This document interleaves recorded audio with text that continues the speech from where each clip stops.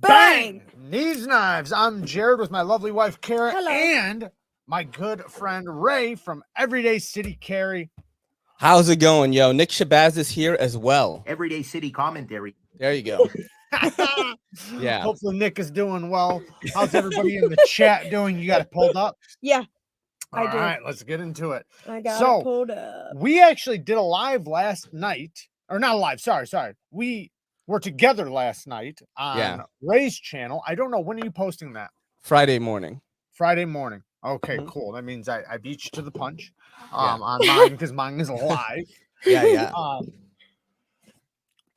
We always have a good time. I always love hanging out with you. I didn't even write anything down. We're just gonna wing it. I think the chat is always interesting, and I mean, you always find interesting topics to talk about. So who knows what we'll get into? So people that have I don't know, weak hearts, you might as well just click off now, because who knows what we will get into. So I gotta sorry, go ahead. I was just gonna say, No, back in the day when we used to do some of the other podcasts with you, Ray, we would be on there for like 3.5 straight hours, and we're like, it's fun, yo. Oh, are we up? Is time up? Ian Coates says, "Where's the Kelly?" Hey babe, can you come and say hi? She is gonna she has work tomorrow real early. She wakes up at like 5, so she's not gonna be on tonight. But here you go, guys. The Khaleesi, Mrs. Everyday City Carry. All right. Yeah.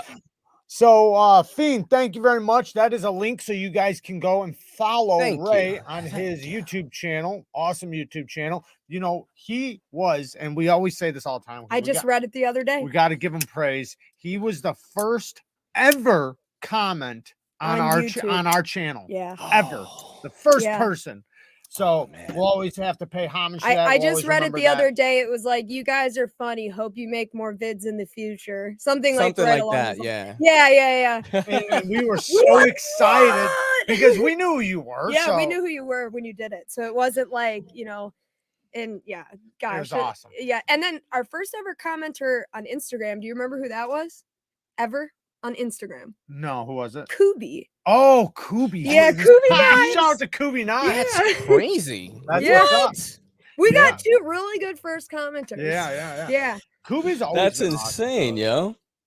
So what companies are you dealing with lately that really getting you pumped up?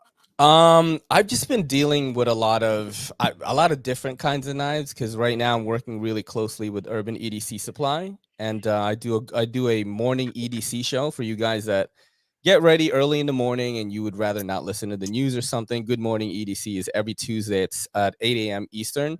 They send me a package every week, and we open it and unbox it together. I go through the specs. We read the copy on Urban EDC Supply. Urban EDC Supply, not just because I'm plugging them, best copy in the entire knife world. Like if you go on the website and you read about, like, for example, the micro Shrike, right? The the Jared Price design Urban EDC micro Shrike. Yep, we have like what they write. It's like so eloquently written that like I just read it for the audience, and we all just like listen closely or whatever, and we look at the specs and everything. And I deal with Blade Ops too. They just sent me a bunch of knives, like 10 knives today, and I unboxed this one. Not a new knife. This is the Benchmade Mini Crooked River. I haven't really been on Blade Ops. I need to start messing around on there. I haven't even checked them out. So what I like about them is straight away they were like, "Yo, we're gonna give you affiliate link, and like you just tell me what you want to see." That's awesome. That's and they just send me like 10 knives every week and a half or so. I make a shitload of content because I post 4 times a day, and then I just plug the affiliate links. They make money, I make money, and I love making content about knives. So that's pretty much what I deal with. A lot of cold steels in there right now. A lot of like Benchmade, a lot of autos. They specialize in autos, so there's a lot of autos on that site. That's awesome. Shout out to Will Beebs. He's been a member for 6 months. Will Beebs awesome. Yeah, yes, he is. Jared, Kara, and Ray, this might be too much of a good thing. Intellica. Oh, snap. With the 5 bones. I'm the first knife sharpening. I was the first in knife sharpening service. It was even. It was even free. That's your awesome. First customer. Practice customer. Yeah, thank you, man. I appreciate the 5 bones and the service. that you gave. So I do want to, I do want to talk about something. We actually talked about it on Ray's thing last night because I wanted to address it. But since that's not going up till Friday, I'm going to talk about it really quick because I know a lot of you fried me in the comment section about the Schrade video, right? Yeah. So I said in the video that that I wasn't going to pull any punches, and a lot of commenters all, I guess, agreed because they all said it, or a lot of them said that they felt like that I was pulling punches. Well, I still stand by. I don't feel like I pulled any punches. I do think I was trying to be nice about it. So I do want to say that. And also, for those of you that don't understand, I didn't know the prices. Didn't know the prices at all. When I had talked to Schrade, it was like a month before my unboxing, and I didn't remember the knives. I didn't know which ones they were sending. So when I did the unboxing, I didn't know, right? Didn't know anything. So I was doing the unboxing fresh, not knowing the prices or anything like that. And I still called out everything that was a problem. But yes, you guys were right. It was way too overpriced. The quality for what they're charging was entirely way too much. And yeah, but I did get a bunch of comments of people making it seem like, or at least the way I felt was that they thought like that I was trying to be cool to them. Well, it wasn't that at all. But I will say this. I also don't want to burn them so bad that they pack up and say, fuck doing business in the USA. We're going back to China. I don't want that. Right. We want them to continue trying to work with the USA and not just the USA part, but they're trying to improve their models. Definitely. Part. Right. And it's a first try. Yeah. So me telling them in an appropriate way, not in a mean way, to how, the things that I dislike and the things that I think could be better, I think is the best way to go about it. Just tell them, the things I don't like. So, I was actually talking about that with you on the podcast. It's like sometimes, especially in an unboxing, you have a different gear. Like you're not in reviewer mode. You're kind of in this like, oh my God, this is a new knife mode. Like we're still knife people that get excited when new things come in. So your judgment, we're still knife people. Yeah, like your judgment is clouded a little bit. That's why like the reviews that follow or overviews that follow after are much clearer in our opinion. Like for example, when I unboxed this Rosecraft Blades Pocket Monster, like when I first because I try to do these 15-second clips just to promote it because they send it to me, I want to promote it. I wasn't like super into it because it is weird, bro, right? But then I used it to break down a box and I held it this way. Holding it this way is like garbage, but this is too like far away from the edge. This is really comfortable and you can get like really precise with it. And I told Jared on the podcast, I broke down one of those really tough carton boxes with gallons of water in it. And it did really well for that. So I kind of understood the knife better. So when I did the little overview review thing on it, I talked about it a little bit clearer. Right. Because unboxing it, man, you're clouded a little bit. You are clouded. You got that excitement going, and I had high hopes. I had excitement. I even stated something that was a lie to some extent. I said that this knife, I thought was my favorite, but technically it was this one that was my favorite.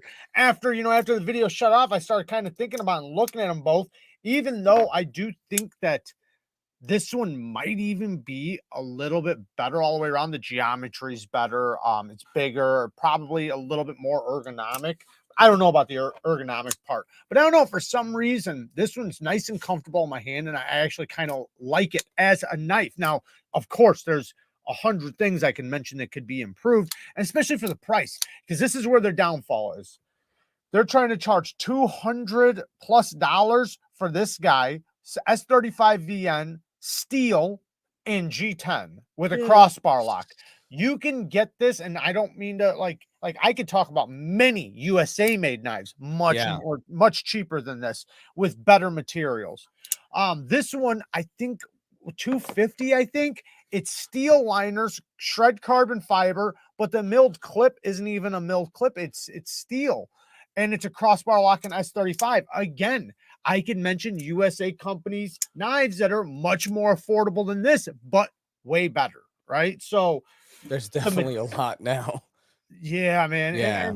And it does suck because I want them to only improve, and I think they have it in them. I don't know who their OEM is, Well, so I don't know. the I knives don't have a clue. themselves, if you judge them objectively for the materials they are and what was put together, and you take price out of it, some of them are way better than I thought they were going to be. To be honest with you, True. They're decent. like my expectations were low. You Yes. know?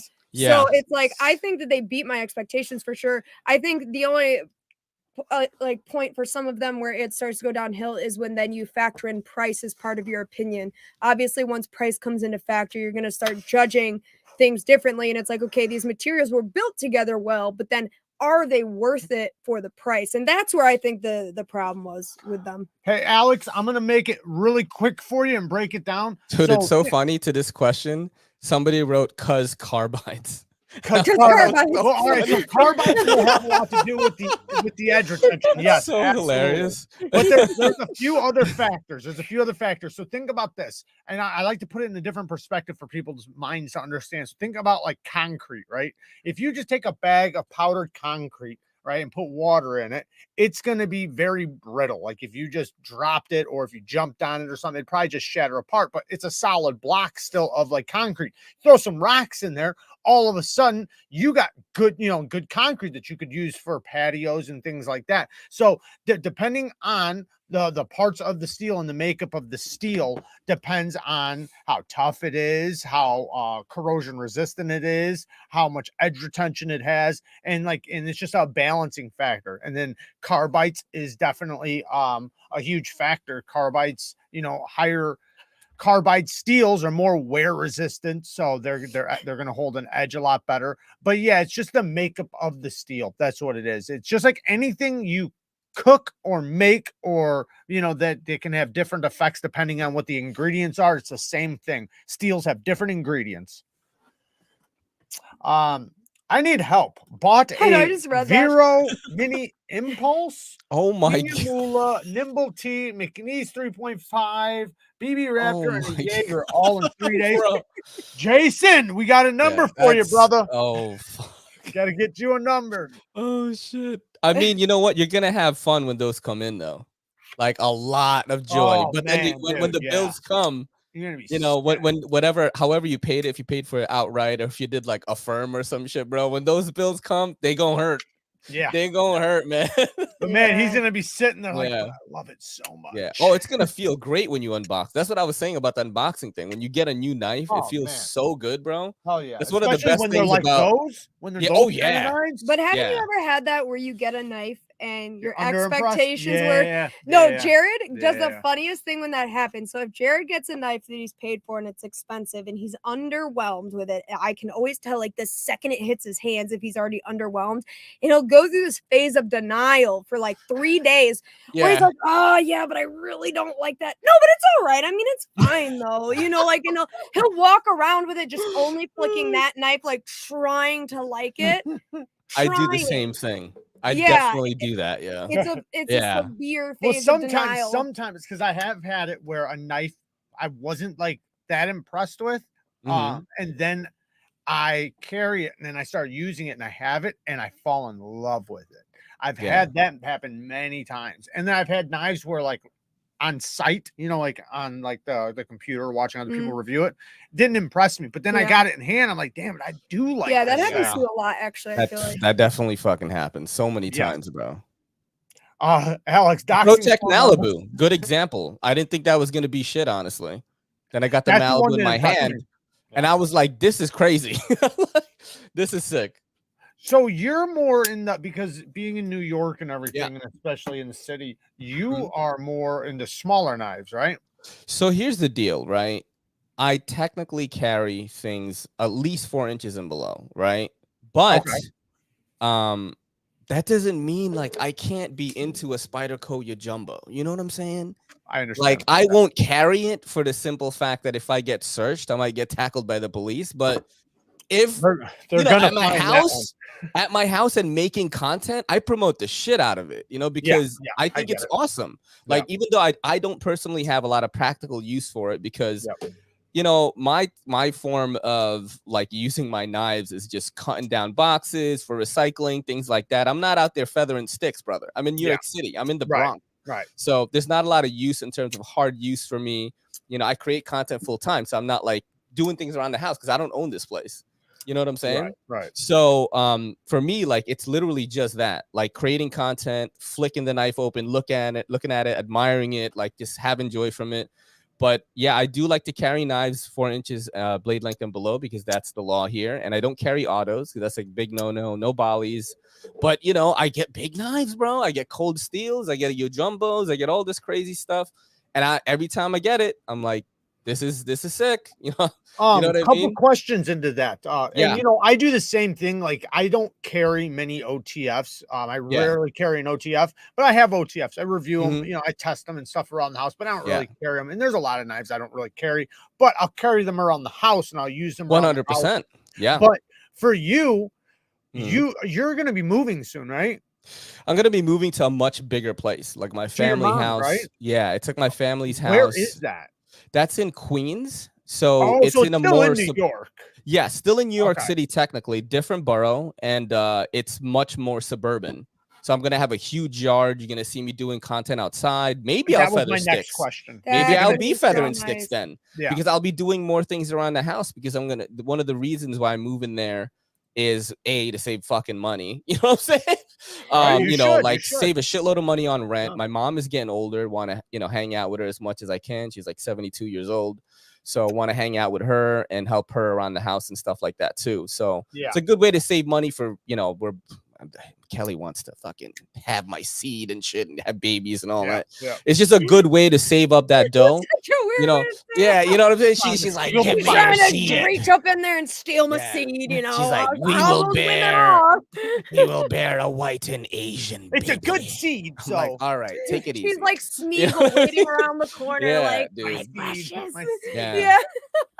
She's like Mickey and Rocky, you know what I'm saying? When we're having sex, she's like, come on my face. Give it up.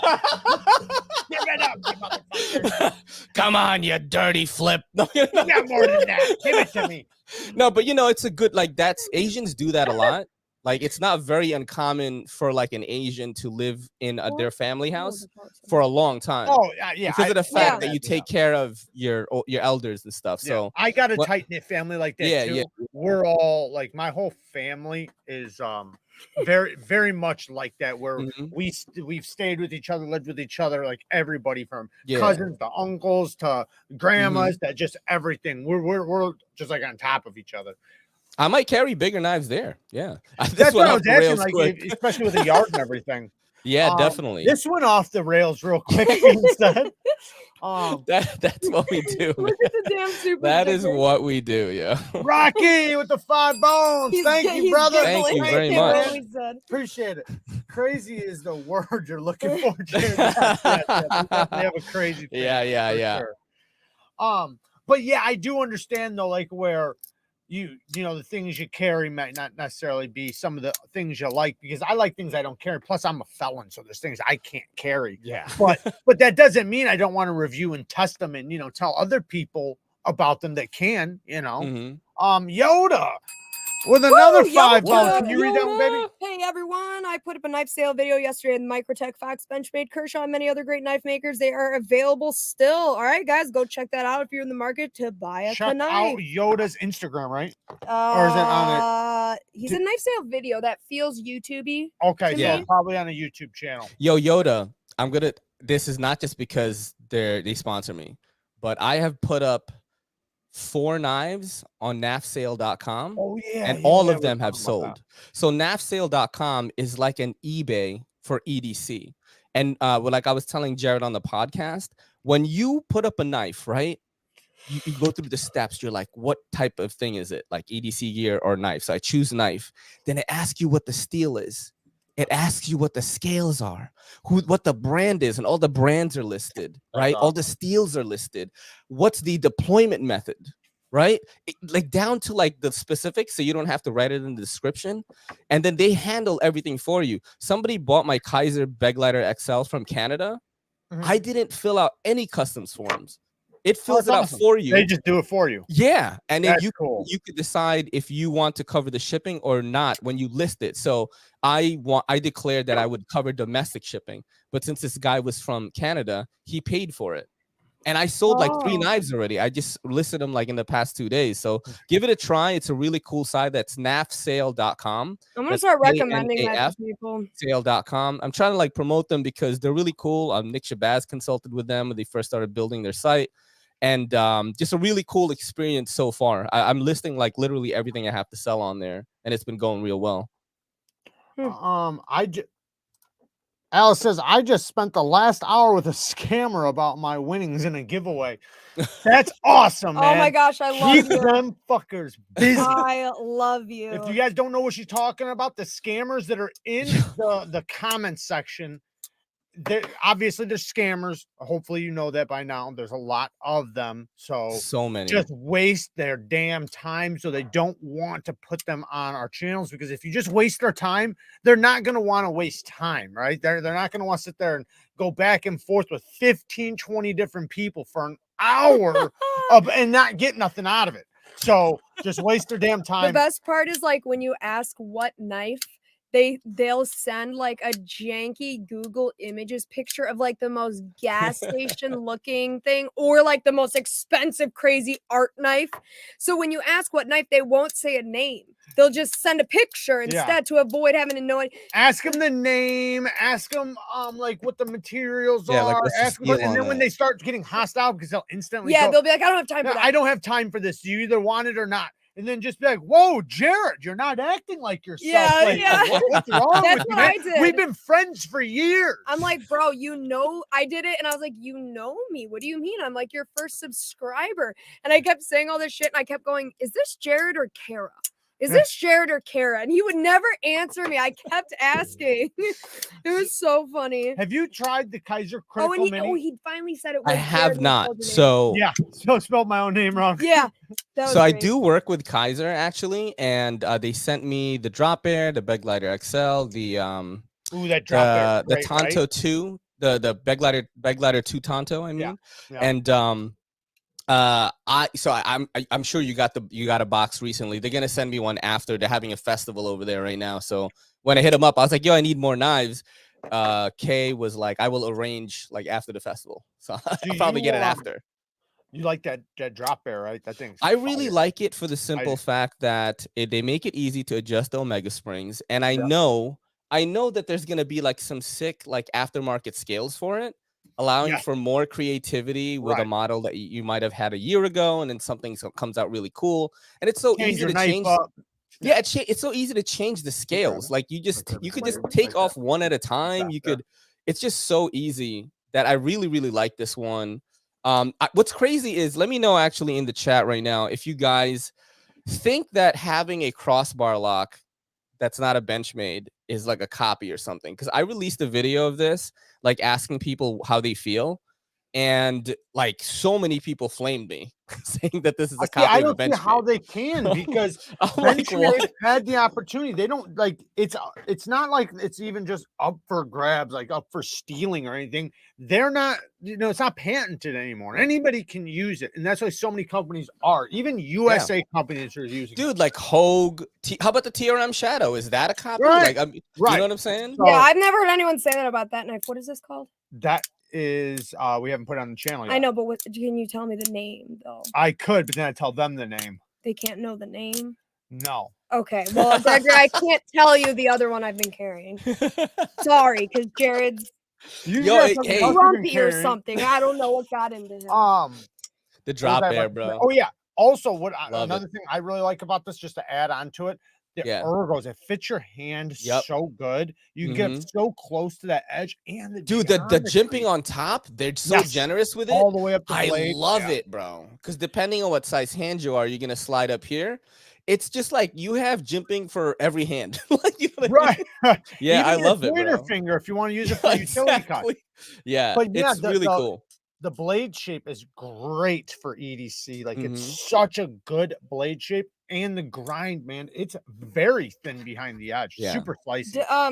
Also, even though this is murdered out, not really that threatening for people that like work in an office. Maybe not really. It looks like a friendly neighborhood Drop Air, even though a Drop Air is a carnivorous koala, but it's like, it's a mythical creature. Yeah, but still, it just looks friendly.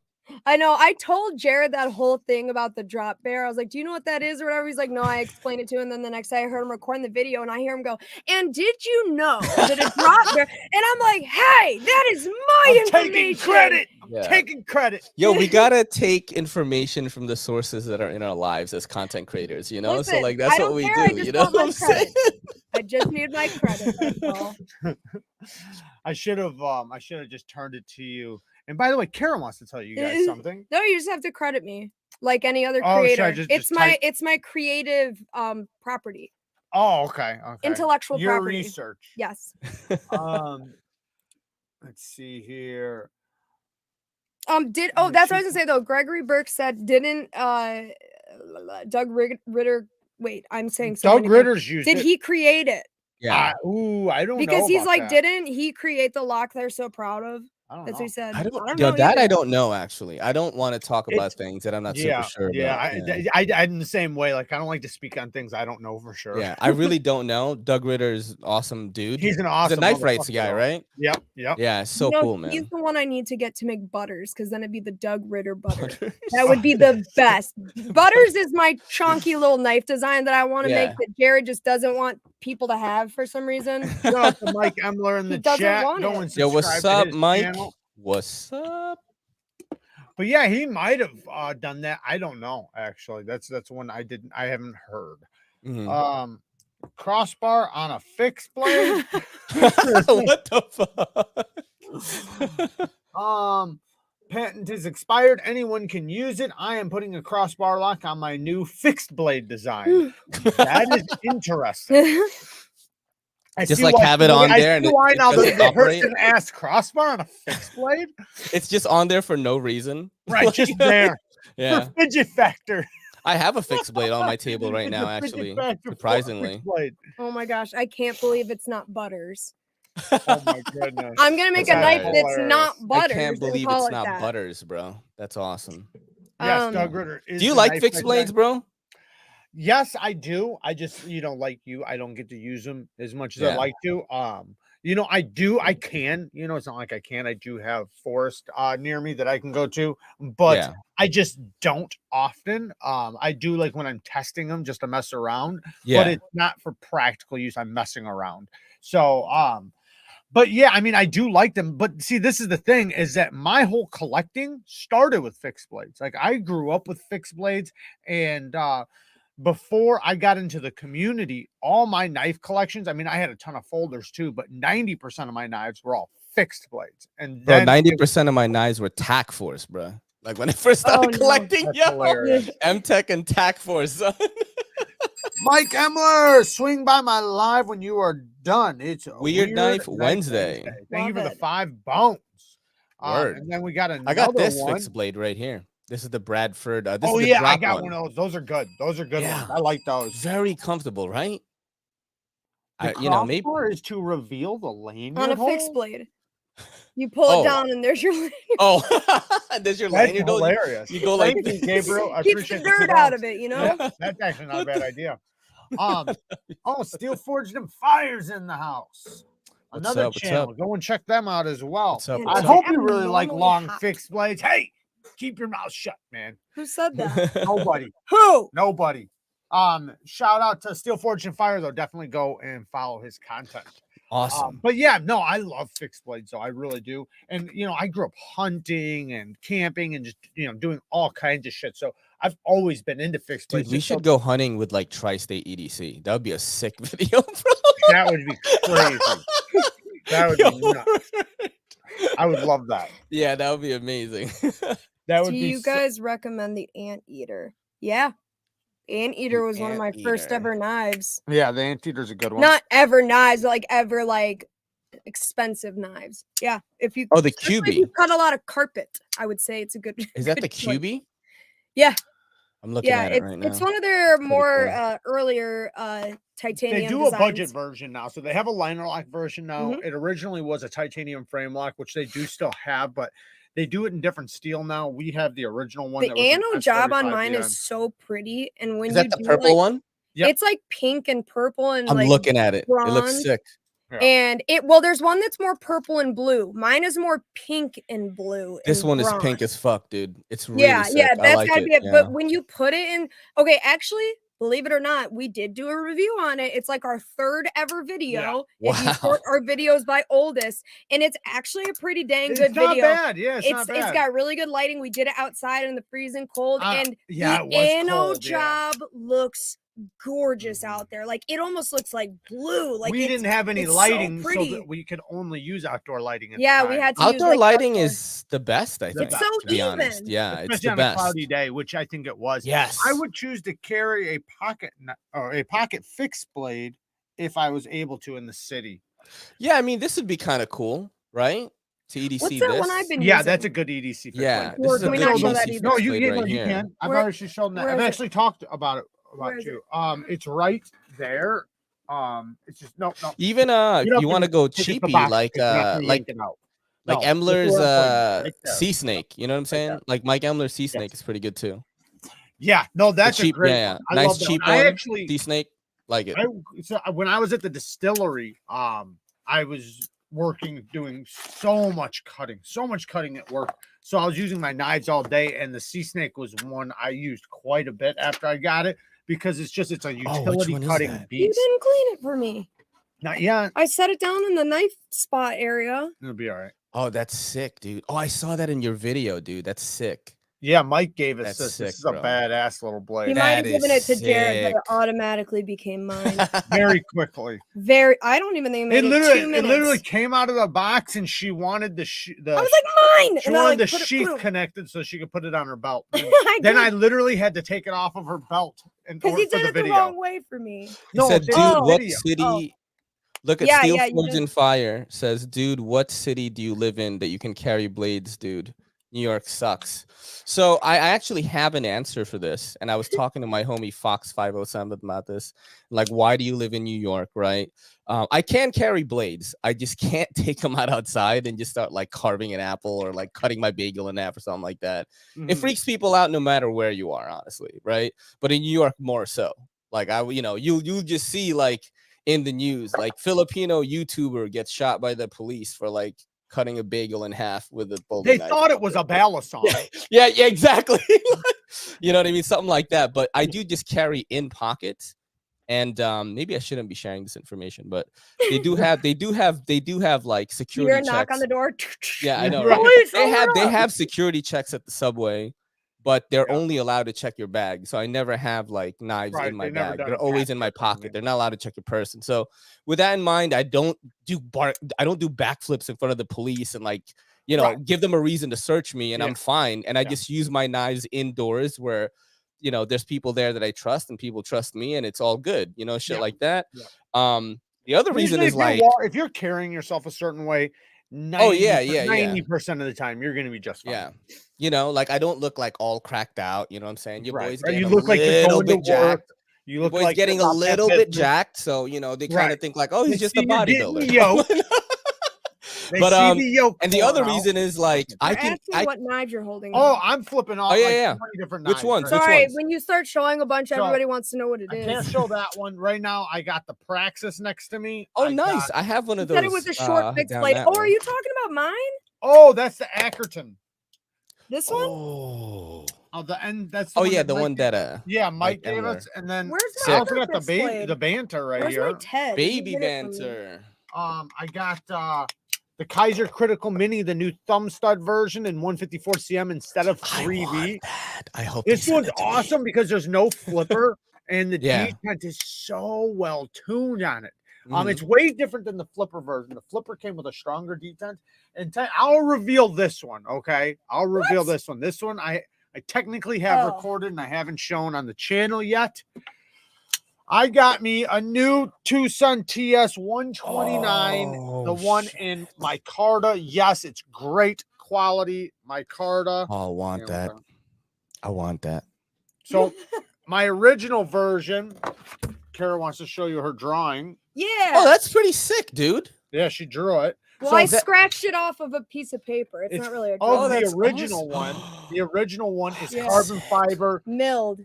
milled titanium. The one thing that's different about the micarta one is that they milled the micarta on the inside heavily. Yeah, the carbon fiber on the original is not milled, and they switched the steel to D2. So that's a bummer from M390 to D2. Or it's cheaper though, right? Yeah, it's going to be more. It's more affordable, and technically, I don't know if there's any left, but White Mountain Knives right now, you can get them on White Mountain Knives. You can use my discount code for 10% off. Neevesknives. There might be some left. I'm not positive, but I got one, and yeah, and the reason why, because people are probably wondering, if you already had the better version, why would you get that one? Well, this one went to work with me so many times, and I used it so much that I wore it out. And I didn't even realize it. When I went to Blade Show, I got to try 2 other people's 129, and it felt 10 times better than mine. I've tweaked mine. I've tried messing with it. I've tried everything. It's still great. I mean, don't get me wrong. It's still great. There's nothing wrong with it, but it's just the detent isn't as crisp as it was. The dry, like, it's just, it feels different. And it's just because maybe the detent ball's a little wore out. This one, nice crisp break to the detent. The smoothness is breaking in, and it just feels, new again. What did you do? Sold out, bro. What is it? Sorry, guys. Yeah, it's sold out. What did you do with my Ted fixed blade? It's literally right on top, right there. See it? Yes. This is another really good smaller fixed blade. And the sheath, I mean, it can fit around my neck. I don't know if it would fit around anyone's neck, but you could just swap out the string for something else. If not, can you do the thing to make it clear? Oh, that's sick, yo. I love this knife. If you're looking for a smaller type fixed blade, I would definitely go support Tactical Everyday Dad. Oh, I got to try this. I got to try this before. Yeah.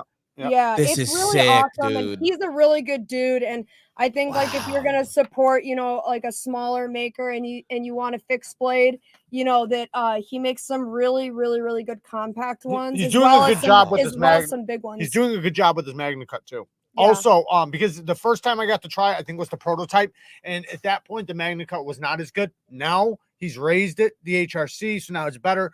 And he's got this one. I got to try it at Blade Show. I want one so bad.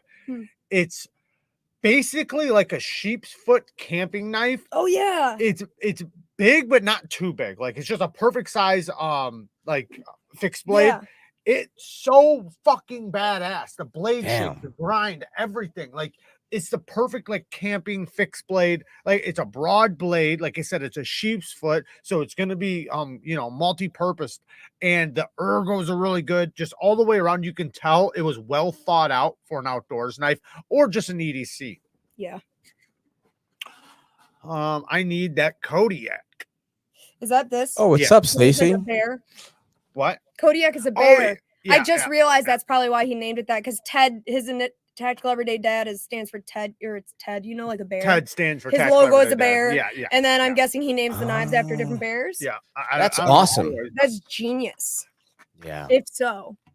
It's so hot in here. I have this fan. I was talking to Jared about this. Oh yeah. So for this room specifically, so I asked him like, what's the weirdest like influencer request he's ever gotten? Yeah. And have you ever said yes to things and reviewed it because you wanted it? So like this, definitely. Shout out to Drio, who like makes these $149 tower fans on Amazon. Yeah. Dude, this is the greatest fan I've ever had, bro. Like I really wish you could aim it at me a little bit. It actually changes the temperature of the room. Not like most fans, they just blow around air. Right. This like literally changes it. That's and it's really crazy. Cool. I just reviewed it. The video did pretty bad. Like I got the fan for free. You know what I mean? Like I am in fact wearing a giant. That's right, Breeze. Carpet. Yeah, don't complain. You're gonna be joining the cold here real soon. Oh shit, yeah. Us too. Yeah. Us too, bro. We get really fucking brutally cold here. I think you guys get even cold, way colder than us. Yeah, it gets pretty bad. But when you're used to it though, it's not so bad. To be fair, I'm just layer up, about a bright light that's in my face that's heating me up, not the weather. You're complaining about the weather. I'm in Florida. Be grateful you aren't. I would be grateful if I was in pretty Florida. hot here. It's been pretty I don't want to be in Illinois. Yeah, we'd be very. Let's trade places. Yeah. Florida's more humid, I think. Yeah, but it well, gets we get fucking very humid here. Our summers They're are very very humid, humid. yes. People don't realize that because they just think you're in the north. It's not. But we're surrounded by the Great Lakes, so it's literally like it feels super like. humid. I mean, I've been to Florida a lot of times. I've felt that humidity midsummer. It's very similar. I Yeah. would say Florida is obviously going to be a little bit worse, but in general, our summers, the humidity, you walk outside and it feels like the air is on you like a blanket. Like it Yeah, like you literally feels shower I feel and like you're then breathing water. yeah, it like Yep. sometimes it even like makes your lungs go short of breath when you first step Yes. into it because you're literally breathing in like so much vapor. Zechariah is ready for the ice fishing. Oh yeah. I haven't been fishing in a while. That actually sounds Me like too. I fun. love fishing. It's been a while. It's fun. Yeah, last time we It's went fun. fishing was in Colorado. Yo, Yeah, yeah, it's- we did go in Colorado. Yeah, it's funny Yeah. because I live in New York City, but I'm super into like outdoorsy shit. Like I just watch outdoorsy content all the There's a time. lot One of of my stuff like that in upstate. yeah. Yeah, I mean, whenever I get the chance to do stuff like that, like when we went to Hawaii, I hiked like the trails where they filmed Jurassic Park and shit, and did all this cool stuff like that. I love those. Where things. in Hawaii? Yeah, in That's where they Hawaii. filmed Jurassic Park. Yeah, there was one part. You know the part where the dinosaur goes through that big metal box, like the shipping container. Like we went through that shit. It was like pretty dope. No shit. Yeah, pretty slippery hike actually. Very slippery. So at some point, you know, obviously probably not in the super near future, but at some point you're wanting to go hunting again and do those things, right? I have never gone hunting, but Okay, one of but my do you favorite have the shows taste for of all fucking time. blood or what, bro? Yeah, I'll fucking do it. I mean, look, I lived in a third world country, so like killing small animals was like a common thing to do for fun. You didn't know what I'm call it saying? hunting. You called Yeah, it we would just like, exterminating. you know, like we would take lizards and plug them into the socket and shit. Like we're bored in a third world country in the 80s. Like, what are you gonna do as children? You don't have electricity. You know what I'm saying? Like, so you don't have TV. So we were doing shit like just fucking around in nature. You know what I'm saying? Mm-hmm. Yeah, I've done a lot of hunting. I grew up hunting. My dad was a hunter. Yeah. So I grew up doing hunting, and yeah, I've always been passionate about hunting. And when I was younger, my dad he was in like competitions for archery and things like That's that. awesome, So I was doing that too. I was in leagues, not like he was. Like he was so good. He was so good that he switched from a right-handed shooter to a left-handed shooter. That's Put this way, crazy. I used to sit in my living room and I'd be watching, you know, whatever kids watch, porn, and arrows would be going past me because he had targets set up in the kitchen and would shoot from the living room to the kitchen. Wow. Yeah. He would shoot golf tees. Really quickly about hunting. I was just sitting there when you guys were talking about hunting. I have nothing against hunting. I'm just like that. You guys can do that. I don't have anything against someone else doing it. I just personally don't want to do it. But then I was sitting there thinking, I'm literally an anti-hunter because I'll go outside and spend a long time sitting there quietly, inching forward, getting super close to an animal. And then if it runs away, I'm like, I just wanted it to be my friend. And like literally, I hunt for like the total opposite purpose. Well, you know, like I've done lots of hunt. Well, I wouldn't call it hunting, but in the end, it wound up being hunting, but catching, right? Where you trap. And I don't even want to do that unless it's in my hands. My point was you can always trap just to check them out, try to cuddle. And then try to cuddle. No, you know the thing about there's this show on Netflix called Meat Eater, and it's like these guys like hunt as ethically as possible, right? And it's like to me, most hunters are raised and taught to do it. Like to me, right? Dad, that's how he would teach me to do it. Like to me, I would rather like go hunting and like get a buck or something for the next couple of months to like feed my family than like buy beef at the store. It's the same thing. Like you're contributing to animals being killed no matter what, but this time you're doing it ethically yourself. Like I feel like there's more honor in that, you know? Yeah, I actually agree with that. I just feel like that, like if life was set up that way, then that Jared could do that part, and then I could and we just bring the meat. I have no problem eating it. Like Kelly's the same, Kelly's the same. I love meat. And listen, you know, like I am very passionate about animals. I am an animal lover. Yeah. But I also respect and love hunting, especially for like survival or food. For things like dude. that. It's that's what we've been doing for years. And not since only the that, beginning. but control too. It's very right. Control. Like when I was you got to buy tags, you got to do all that shit. You know what I'm saying? But also, if you don't, like, you don't realize how critical it is for your animals and the other nature in the area to survive. Like when I was living in this one area, it was a no hunt place, right? The coyotes got so bad, there was over 500 in a very small area. They can fucking get pretty big. They were taking out dogs every weekend. Yeah, deer too. It was getting bad. And it wound up getting to the point to where in certain places it was just shoot to kill, right? But for the areas that you couldn't just shoot to kill, you had to deal with them dragging your fucking dogs off and doing crazy things like that. So I understand the point of also just basically pest control in a way. It's like population control, basically. You know what I mean? Exactly. Like bears, for example, like sometimes they could be a little too many. They start eating your trash cans. You can't have that. Yeah, I mean, people are like, no, but they're so cute and cuddly. Like bears are fucking monsters, dude. Like I love them. You wake up with one in your living room. That's like a werewolf, bro. A bear is like a fucking werewolf. The only thing I hate about the bear stuff, though, is there are certain breeds of bears that have been pushed out of where they should be at, and their numbers have dwindled. And then so what happens is, because we've encroached on their land, they in turn get in garbage and start encroaching on the city. That is true. Yes. And then we wind up saying, "Oh, you're too dangerous to humans. We gotta kill you." I'm a bear. Like we kind of fucking did that. Bane bear. He said, "I'm a bear." Someone in the chat asked what borough I live in. I live in the Bronx. Like I live in the hood right now, and there's people doing heroin outside probably. So that's where I live. I live in the Bronx, but I've lived everywhere. I lived in Queens. I lived in Brooklyn. I lived in Manhattan. I live in the Bronx right now. Yeah. I know all about that. Yeah. Fucking. My dad though, like when I was younger and he was teaching me to hunt, because when you're young, you're not going to be the best shot at first. You learn, you train, like you practice on targets and things like that. But he always made sure for me to put it out of its misery as fast as possible. Like that was a huge thing for him. So, and like, at that time it wasn't anything big. It was just small things. But for him, he wanted me to instill in myself, like not to let it suffer, right? To be ethical about it. Yeah. So like I always carried like certain tools on me and things like that. Oh, my homie Mark H is here. What's up, Mark? Mark H. I feel like I haven't seen Mark in a while. That's my homie. That's my homie, bro. Aaron says you would get used to it.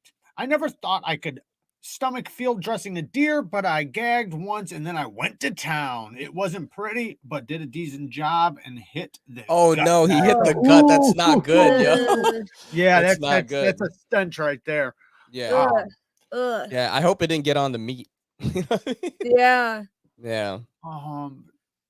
Yeah, that could be really bad. What's up, Neeves? What's up, dude? Yeah, knowing how to field dress. I think everybody, to some extent, I think you should kind of learn that, just because I want to.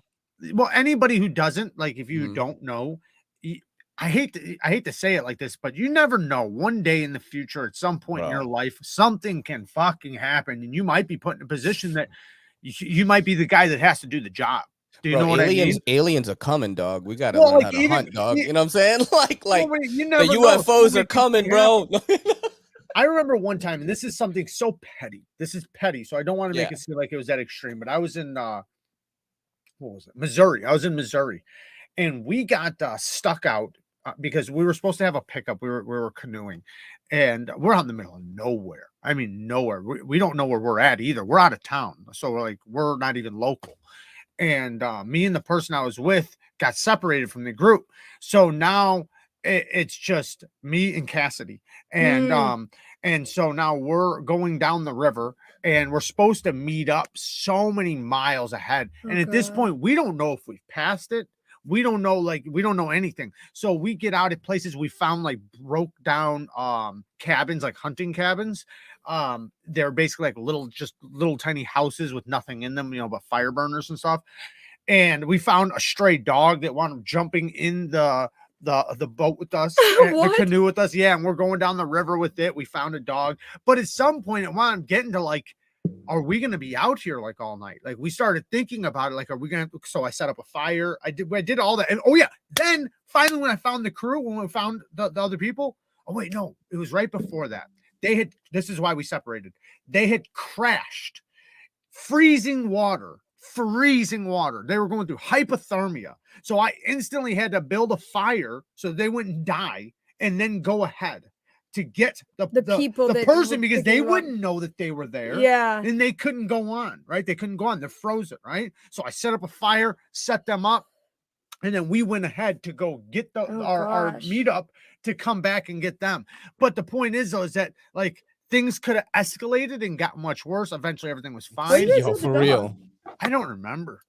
Eventually, just, what? It's a woods dog. It's not a wood. What's a woods dog? It lives among the woods, and it was our. It was probably someone's pet. I got pictures. And it was probably like no, he wasn't a pet. It might have been, and then you took it 3 miles down the river and left it in a place. I guarantee that dog knows exactly what to do. Oh when God, I told him to get in the canoe, he didn't hesitate. Like, he came to see. He came to hang out. This is Frank Sinatra. Is that I call a him Maine Frankie Coon? for short. No, he's a rag doll. So they are very big. Oh, I can see now. Yeah, he is a rag doll. He's and they kind of just let you do whatever you want. They literally are rag dolls. My grandma had a rag doll. He's trying to get away right now, but as you can see, he's not really attacking me. They don't really. What can we do, White? All right, man, he's a biggin. Yeah, came to hang out for a little bit. Get some fur on my shirt. Super chat. Hold on, let me read this one really quick. It just seems unusual to me that a pack of wolves will eat an elk alive, yet good people feel they have to explain themselves these days for putting an animal down quickly to feed their own family. I was thinking that same thing earlier. Like the animals don't offer us that same courtesy, but we do it to them. It was like 2 below the one you just were on. It's a sticker. Stop going so fast. Yeah, and also like if you take down a deer, right, and it's like, ethically, you hunted it ethically. Like they would die from something else, like a mountain lion or getting hit by a car. Suffer a lot more too. Yeah, but instead you hunted it ethically and you're providing some sustenance for your family for the next couple of months. Like it's pretty fucking. It's honorable to me, like that kind of pursuit. You know what I mean? And check this out. Yeah. Let me get Carlos. Thank you for the donation. Yo, brother. Carlos EDC, what's up? Yo, Beltran Co. Hanks, bro. Check out that page, man. So check this out. Every single animal you eat, every single hamburger, everything meat wise, right? Was an animal, was alive, yet was farmed, right? The animal that you hunt and eat lived a life, probably bred, probably did everything an animal's supposed to do. So I find that much better it's a lot better in my opinion than say the farming of them not having the enjoyments of, and I'm not saying some farms are very, very good. Like you'd be surprised how crazy good some farms are because their meat's better and for many different reasons. Some of them are shitty though. But I think a lot of them are shitty. A lot, yes, for sure. But hunting, one and killing one out, it never even knowing, basically just next thing you know, it's dead. And now you're feeding your family, I think is very ethical compared to stuffing them in a cage for years. True. True, bro. You know what that deserves, bro? That deserves a bang. There you go. Yeah, bang. Where did you get that bang from? I'm not sure if I approve of that exact I don't feel like that's the best bang that we have to offer. If I would have been picking the bang, it would have took me 2 hours. It would have to figure out which one was the best. Wait, let me hear it. Stop the cap. I'm just kidding. Bang. I even have JT's knife life, yo. G in it. You know what's funny? It doesn't have enough bang. That's JT's knife life, yo. I know that. Stop the cat. Yeah, from Fresh and Fit. No, but wait, it sounds like you. A little bit. It definitely sounds like me a little bit. Stop the cap. Oh, I remember when doesn't it? Yes. I remember when I had to explain what cap meant to like my audience on a live show. They were laughing so hard. Lying. That's what that means. Yeah, exactly. Stop the cap. Yeah. Oh my gosh, capping. It does sound like him. Oh my Stop goodness. the cap. Bruh. Now I need to make a Neeves knife soundboard. Facts. Yeah. Big difference. It's fun. Hunting for sport and hunting for substance. Yeah, for sure. There's a big difference between people just doing it for fun and people doing it for hunting. Yeah, I would never never think that hunting just for fun is okay. You definitely should do something with the animal, unless if it's like we said before, unless if it's pest control. If it has to do with something about with your property, because you got to think a lot of animals can basically poison farmlands. They can hunt the farm animals. So there's lots of reasons why pest control, but just for fun, just being drunk and going out and popping things, that's not cool. Bro, in Texas, like the pig infestation is so much that like they're just raising all the farms, bro. They're getting all fucked up. Hey, everyone, just let you hunt pigs out there. There was a fire and I was trying to save from a baby. That's an excuse. Wait, no, he said there's a fire I was trying to save from a baby, not a baby. Oh, so it is. It's like he fooled the Asian. I was like, oh, he's trying to save a baby, bro. No, you're trying to save a baby, bro. You know what I mean? Deer population control helps reduce the number of deer that suffer from CWD. Oh, damn it. Yes, I heard all about that from Joe Rogan's podcast. I was like, oh, that shit. That really messes with the animal and makes them completely lose their mind. They get like legions and shit. Like I saw pictures of it. I was like, what the fuck? Yeah, there's a lot of different things like that. Jared, yes, go ahead, baby. What is your favorite knife? You're funny. I want to know. You're hilarious. I want to know. What's your favorite knife? It's usually like, what is your favorite right now? My favorite knife today? Yeah, today. Yeah. You would be surprised, but it's actually of the week. See, now you're changing. Of the week. If I was gonna say of the week, I would probably do the Yojumbo because I just got this 2 days ago. You see how fast he did that? Yeah. No worries. No, he's not. He gets more knives than me, bro. Like this is big time. No. Whoa! When we did not get many knives, when we had 10 knives, this was a problem. This isn't a new. Okay, so I do really like this new Civivi. The Terex frame lock. Oh, which one is that? This is the Terex, or is it something else? No, I got the Terex. That's a good one too. But I've had that one for a little while. Yeah, so it can't go in the list, otherwise it might. This one's $105. This is what happens when they don't billboard the knives anymore. We never know what they're called. That's what I'm saying. 105 bones steel frame lock, and it's like Nitro V, I honestly right? do like when they write the name. This one's a different one though. This one's This feels smooth too. Like this actually, I usually do not like steel, but this is actually pretty. It's really good. The detent is so good. The detent is perfect. Yeah, it really is. This one is. I usually just don't like the feel. Okay, the steel. Voltec. I think the Voltec. Okay, Civivi Voltec. Yeah.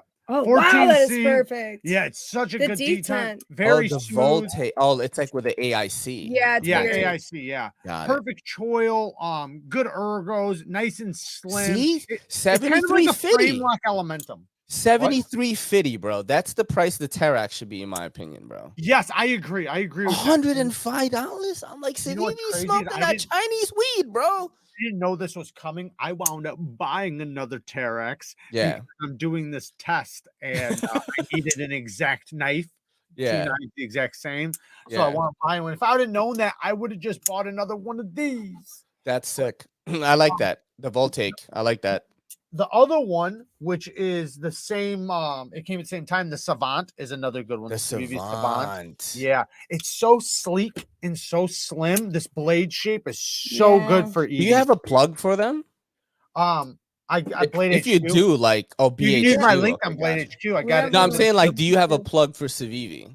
What do you mean? Because certain, like, I'm not gonna mention, like, some of our friends, like, Civivi hits them up, like, yo, do you want to have these? Yeah. I don't have that plug, bro. Like my homie tried to hook me up, and I don't know what's going on. I'm like, is 670,000 views not enough for you, bro? It's 670,000 views not fucking enough for you. You need to send them you need to message them on Instagram and send them your analytics. I don't remember how we got acquainted with them though. Maybe because you have 200,000 followers. That's why, bro.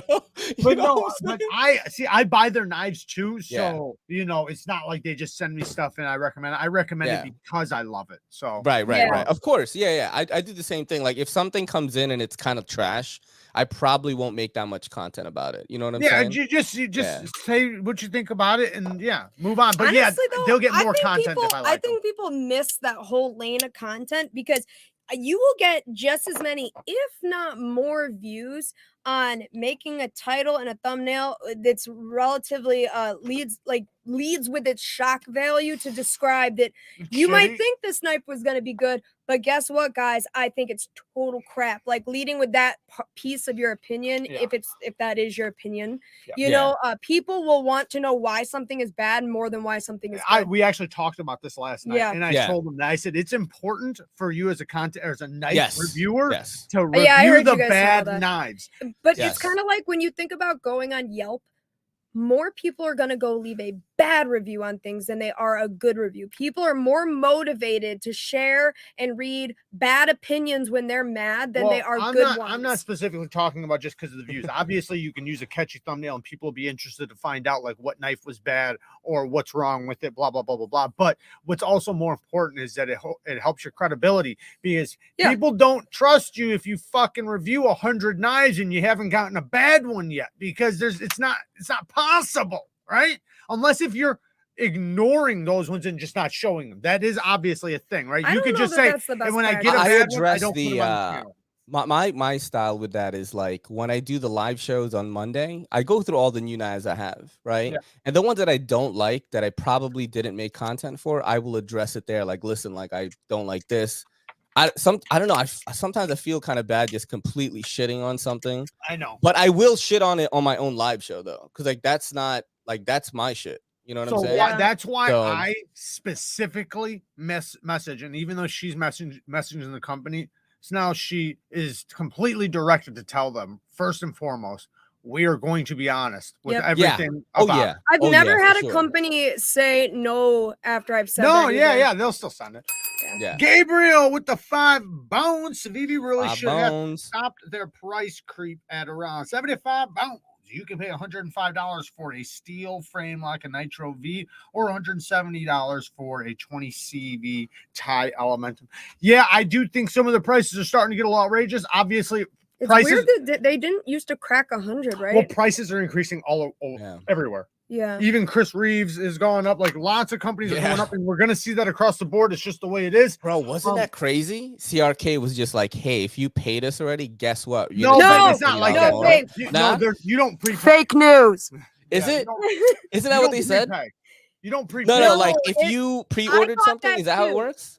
I thought that's why I wanted to talk about it here so we could clear the air. You know what I'm saying? No, perfect idea because I heard about this and was telling Jared. And at first I was like, yo, that's so messed up. Yeah. Could you imagine having paid and then blah, blah, blah? Yeah. Turns out, and I'll give credit to Brian at Transparent Knives because I believe he was the one who I heard it from first. And I did verify it is in fact the case. Brian. When you order from Chris Reeves, like from their site, right? Yeah.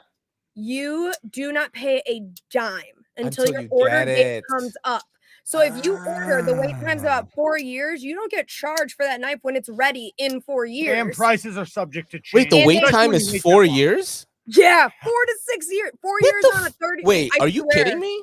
Ordering from them, and but that's if you order from them. You can get them from other sites. Yeah, you can get them from dealers and stuff, like in secondary market. But when you buy from them, you get to choose exactly what you want, how you want. But even if it's a plain one, it's still it's a lot or roughly, 4 years. But yeah, no, I know there was some like content out there that made me think, like it made it kind of sound like that it was like, oh, you are getting charged $50 and you're not even going to know about it. And I was like, what? Yeah, that's crazy. That's what I thought. I subscribe to you're it. Right.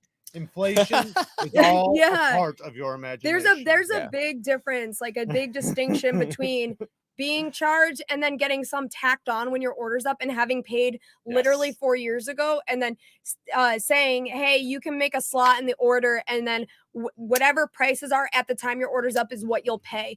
And you can also cancel out of it at any time with no fee. So if you can't afford it, then boop, you just back out as much as it sucks. Hey, Tim. And you just buy it from Blade HQ. Yeah, like you just gotta right. be vigilant and watch the dealers and get the email alerts. There's a way to do it. Hey Tim, Civivi's D2, as far as overseas production knives goes, they're probably doing the best on D2. So they have decent D2. So the thing with D2 is D2 isn't the best across the board when it comes to D2, because D2 was not originally made for production knives, mass produced production knives. So companies that are doing it in smaller batches are always going to be better than large batch production companies. But as far as large batch production companies go, Civivi's probably doing the best job with it.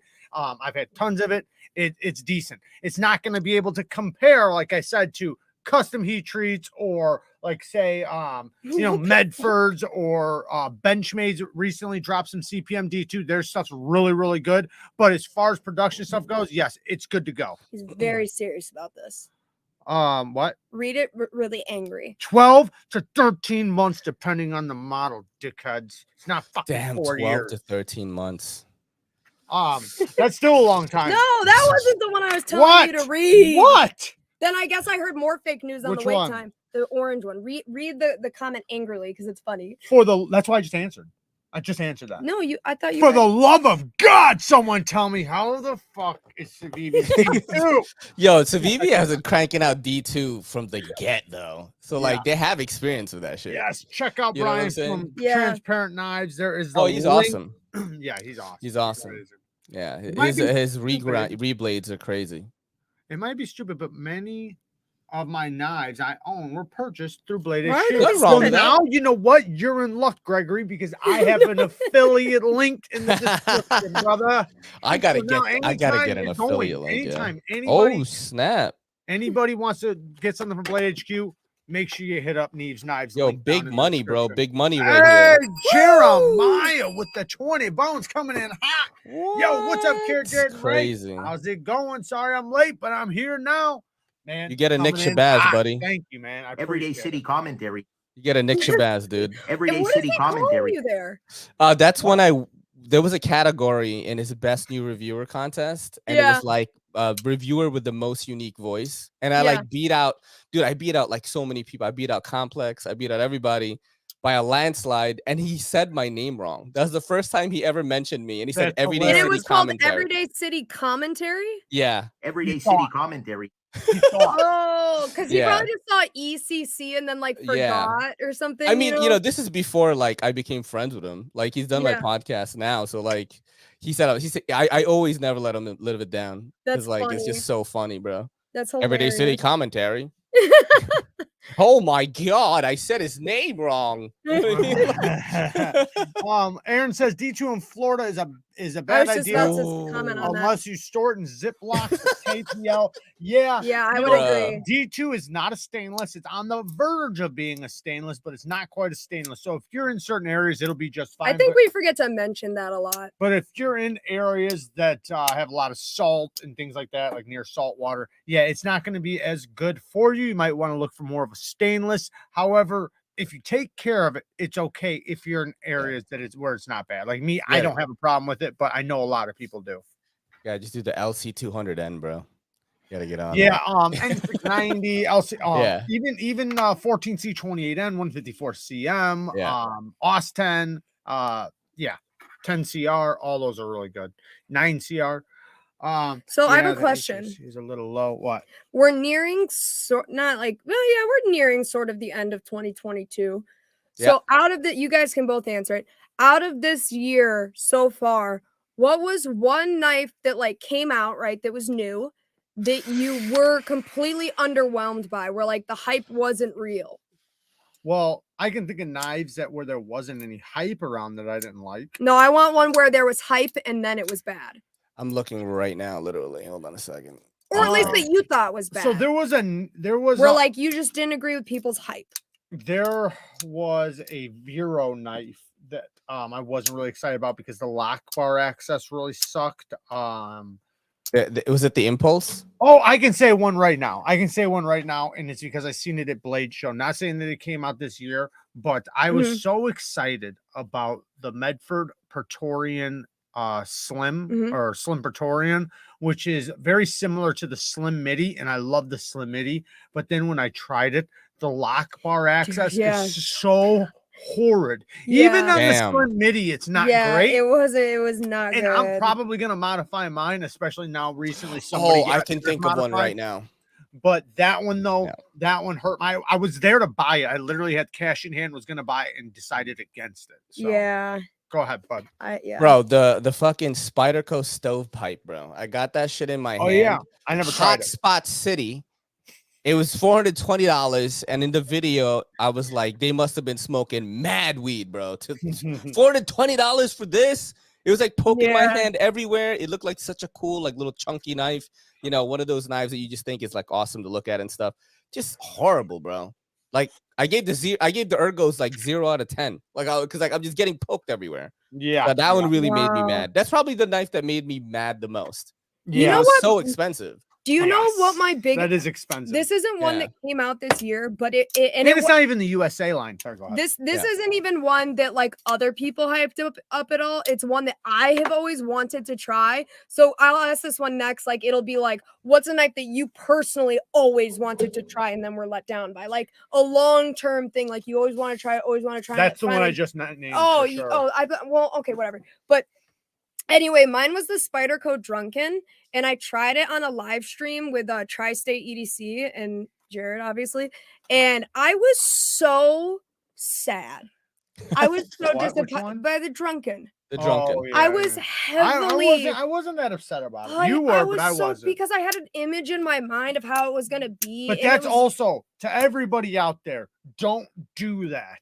What? Don't take a knife and put it on, like when people are doing reviews and they're building it up because it's in their hands. Remember, it's in their hands. Don't build it up on a pedestal. Try to underwhelm yourself in your head so that when you get it, you're happy. Because when you overwhelm yourself in your head, it will always, no matter what, without a doubt, it'll never meet your expectations, because your expectations are pretty low. Listen, but I'm just saying though, if it's a knife like that, then that's going to be outstanding. But if you're the type that overhypes a knife in your head and your expectations are heavenly, then when you get it, it's never going to work. I totally agree. I just really liked the look of it, and so of course I wanted it to be just like, I just wanted it to be regular action. Like I wasn't even asking for anything crazy. And when I knew how much the price was, and I didn't pay for it, I just tried someone else's, so I didn't have, Read that comment.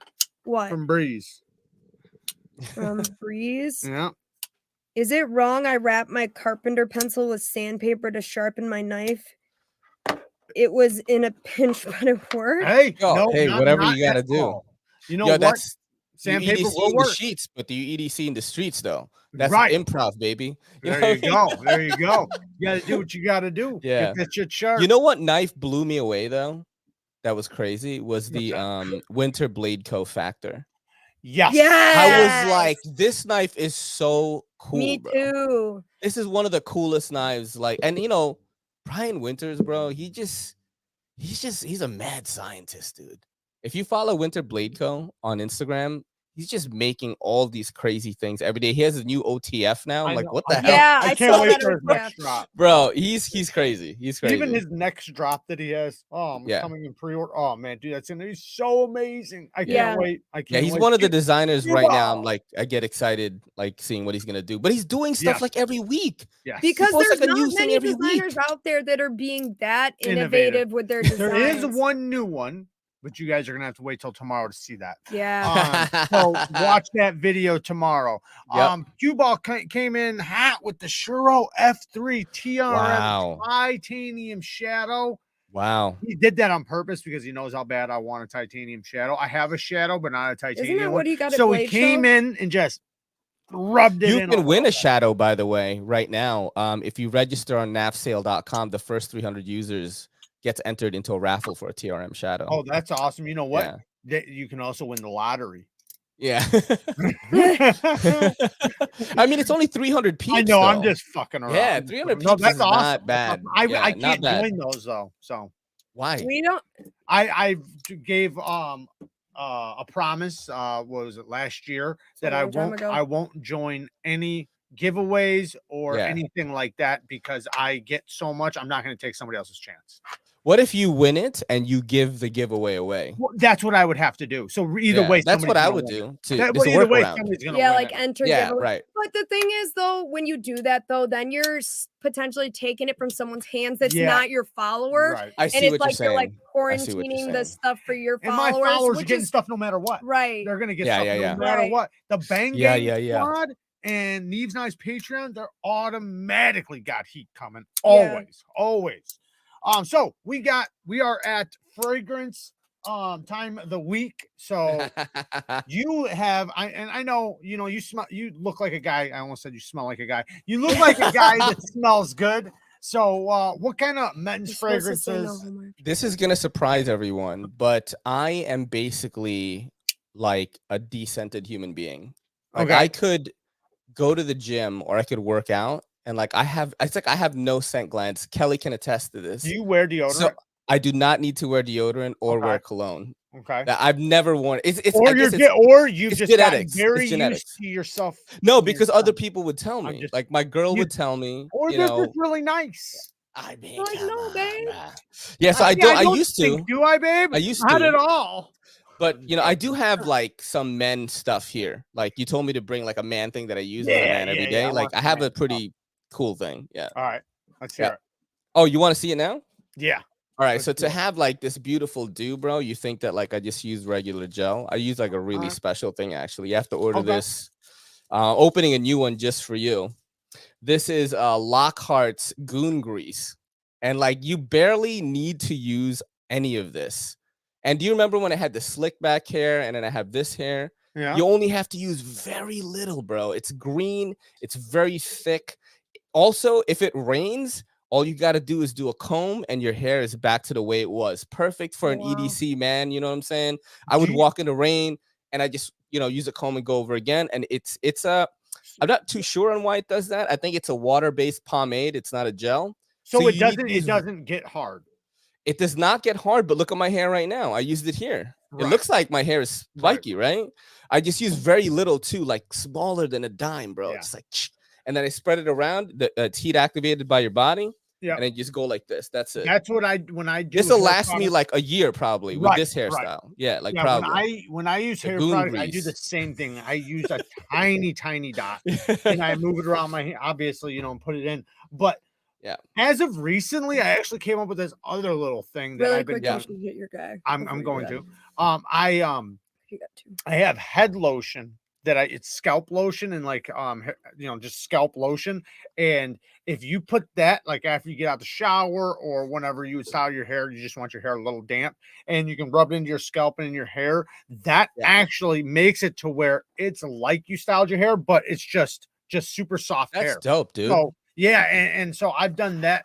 I even had some commenters like saying, like talking about like me having my hair gel so thick in my hair, and I'm thinking like, wrong, motherfuckers. Yeah. Like it's like they were thinking it was like stiff, and it's like, no, my hair's perfect. Let me get the super chats. Thank you so much. Bold Assassin with the 10 bones, just stopping by. Send some love. Hope you guys have a good life. Thank you, man. I appreciate it. Thank you for stopping in. Oh, thank you so much. Jeremiah with another 2 bones. Just donated to Ray on 2 of his videos. Much. Oh man, shout out! You get a JT's knife doing something kind for somebody. But is that like that tip thing? How you can tip people on their videos now? Everyday City commentary. You get a Nick Shabazz for that. Everyday City commentary. So as far as men's fragrances go, I'm going to talk about one really quick. Before you do I have one actually. I don't use it that much, but I have. You're going to talk about it. But yeah, I'm going to get it right now. Go grab it. But really quick though, I am going to leave for fragrance time. All right, give me a kiss. Because I wanted you to smell this one and this one though. Yeah, but I'm too scared that you're not going to like what I say or something. Wow. Wow. I don't know what it is. Grab these because I know you like them. Really? Oh, no. Get the fuck out. Get out. If they're good. Nope. Get out. Okay. Now I feel like I'm being kicked out, so it makes me want to stay. Well, now you have to. No, you chose this battle. You chose this battle. Okay. All right. Well, bye. No, I really was just leaving because I always leave at this time, but All right. Yeah, I'll let you guys talk about your fragrances and do your stories and all that stuff so that you can enjoy Go play your that game. part. Go get to your game. It's not about that. I just It's don't not want to about talk the game. about It's all about cologne. the I don't game. have anything to say. So It's I'm gonna okay. let you guys go. It was nice Call of seeing you, Duty. Ray. Time to play COD, bro. No, I Okay. haven't played COD in a Well, long What are you before playing leave, now? Tell me what you think about this scent. I'm playing Before now. you I'm leave. playing it's like a AA game called a Steel Rising. It's like a Souls like. Tell me what you think about that. Okay, cool.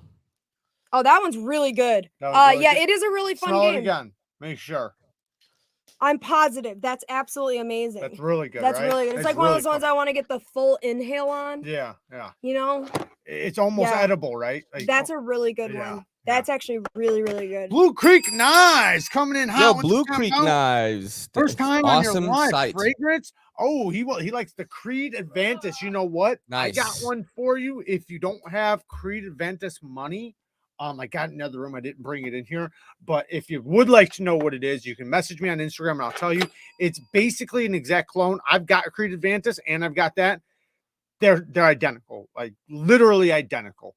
But the one is like $300 and $325 cheaper, whatever cheaper. It's like probably like, I don't know, 20-30 bucks for this fragrance, but it smells identical to Creed Advantis. And yeah, it's really good actually. Dude, Blue Creek Knives, bluecreekknives.com. Very awesome site, by the way. The dude is a firefighter. Him and his family like run the site. Really cool EDC people, and you get 10% off, baby, with promo code Everyday City Carry all caps. You know there you go. And yo, shipping is free on it too, which is huge. Awesome. That's and ZTs right now are 20% off. So like head on over there and grab some ZTs. They got really good selection of stuff, a lot of Finch knives.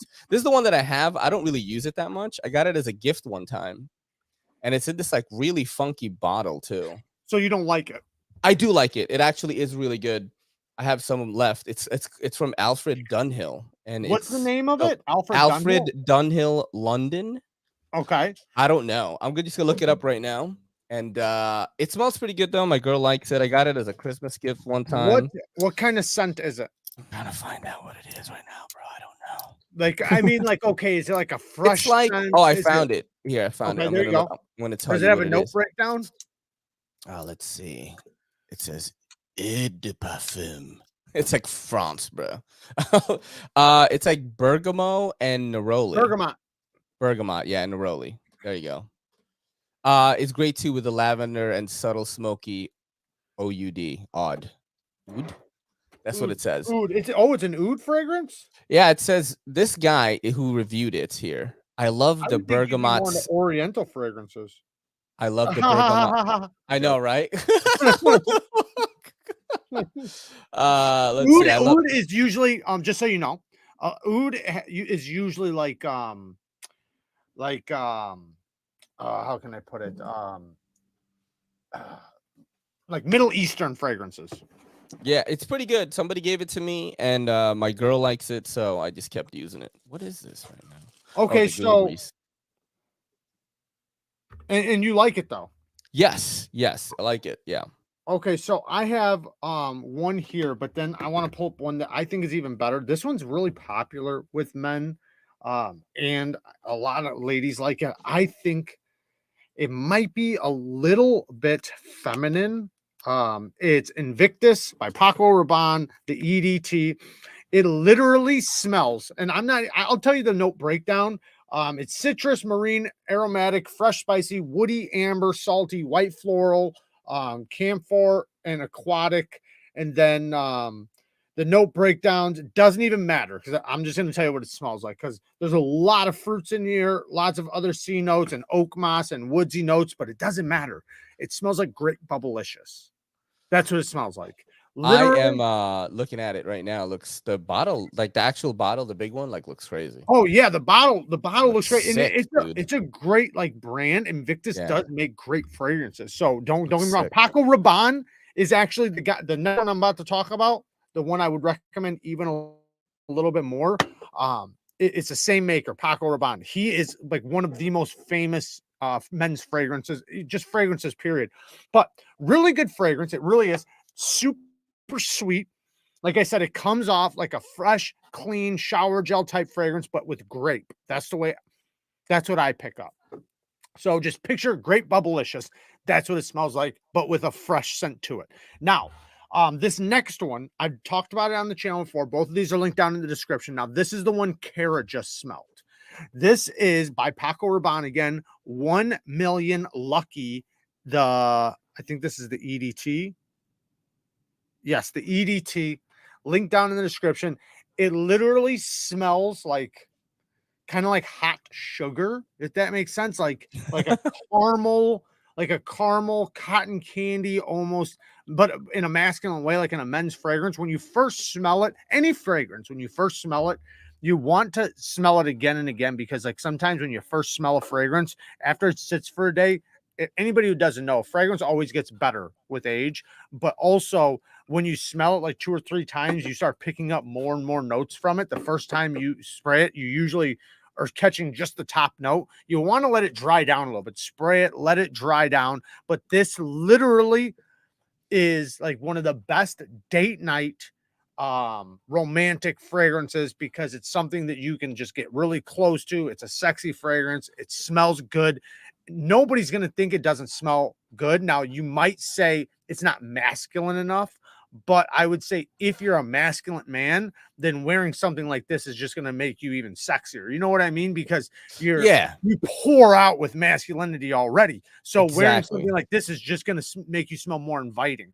Now, I would say if you're not a super masculine man, then yeah, you might want to go with a more earthy toned fragrance, you know, like maybe Sauvage EDT or something. But this one, though, I'm telling you, lots of ladies love it.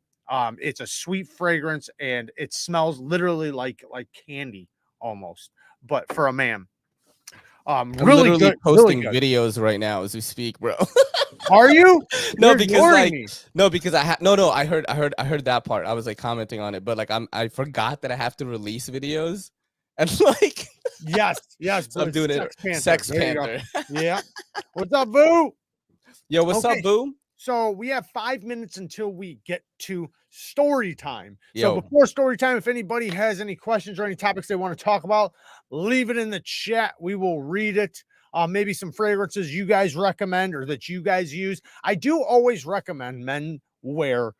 You don't have to have 100 fragrances, right? But I think every man should have at least a few, like a date night one, a fresh one, like say for if you're going to go do, you know, like try to get a job, or if you're going to be in an office setting, or if you're going to be around family, something like that, something that's just like a nice, fresh, clean scent. It's an inviting thing. It makes you smell more warming to people, more comfortable around people. It's just something that's more inviting, and it's never a bad thing to smell good, right? But it is a bad thing to smell bad. Right, 100%, bro. Like, and when you get around people, I think everybody's experienced this, where you've been, and you probably experienced this a lot on the train. Some motherfuckers smell like shit. Yes. Some motherfuckers smell like shit. Yeah, it's pretty bad. Yeah, it does get bad, and it's like you sometimes, like for me, I start wondering like what the fuck are you doing, man? How do you probably not showering a lot? But they don't realize that's the thing, is that they've been also in there bad diets could do that. Yes, that is so bad true. diets. Bad diets, drinking too much, poor hygiene, all of that. All of the above, bro. All of the above, right? And that means you get no bitches, dude. You get no bitches. That's what that means, no bitches, bro. Right? You know, exactly. And if you do want the bitches, then the best thing to do is to have a good fragrance. Yes, baby. Dude. We could ask questions. You want to ask a question? Yeah. What's up? It's in the comments. Oh shit! Oh, is it? My Tara bad. left a question, and I want. Go ahead and read it. I get it. It's a joke. Wait, hold on. I'm like. She says, "I have a question. If you had to pick a color for all your knives to be for the rest of your life, what color would you pick? You can also pick if the blade is coated or not too." I would pick. What would you go with? You go ahead. I'm gonna go with the simple, like all black out everything. All blacked out. You just black out. I wear black every day. Like I wear anime tees, but they're black. My jeans are black. You know, everything's black there. So I'm like, it's the easiest to match, and also the easiest to make content for. You don't get glare. You don't get. That's why. True. Yeah. That's so true. For the rest of my life, and I'm a content creator, I'd go black. Shit. Yeah. Shit. I was gonna say naturally off the bat, I was gonna say just micarta and then a raw satin blade. But now that you said that, I think I'm just gonna go full tie and satin blade good. or stonewash. It doesn't matter, but Yeah. plain blade, full tie, plain tie, just solid steel, just solid metal. I like the thought of that. It just feels like a tool to me. It looks like a tool. Even though, man, I mean, I love it all, man. I love fucking sometimes you want something that's like has funky colors in it. And you're like, oh snap, you know, I haven't gotten something like this in a while. You know what I mean? What's that? What do you mean you haven't gotten what in a while? No, like, you know, sometimes you're getting a lot of full tie knives, or you're getting a lot of knives all blacked out. And then one day you get a knife that's like really funky. You're like, oh shit, this is refreshing. You know what I mean? Oh man. So I love that, man. I love it's awesome. Something new and different, something that's just not the same. I mean, don't get me wrong. Some of the same is because it works, right? But then in which, to me, that I start seeing the beauty in that when I can look at something and say, oh, that's going to be a good tool, right? That to me is always the best looking. That's what's the most attractive to me. But then some of the weird stuff that I've tried before, like kind of like the, put it this way, the VOSTEED Nightshade.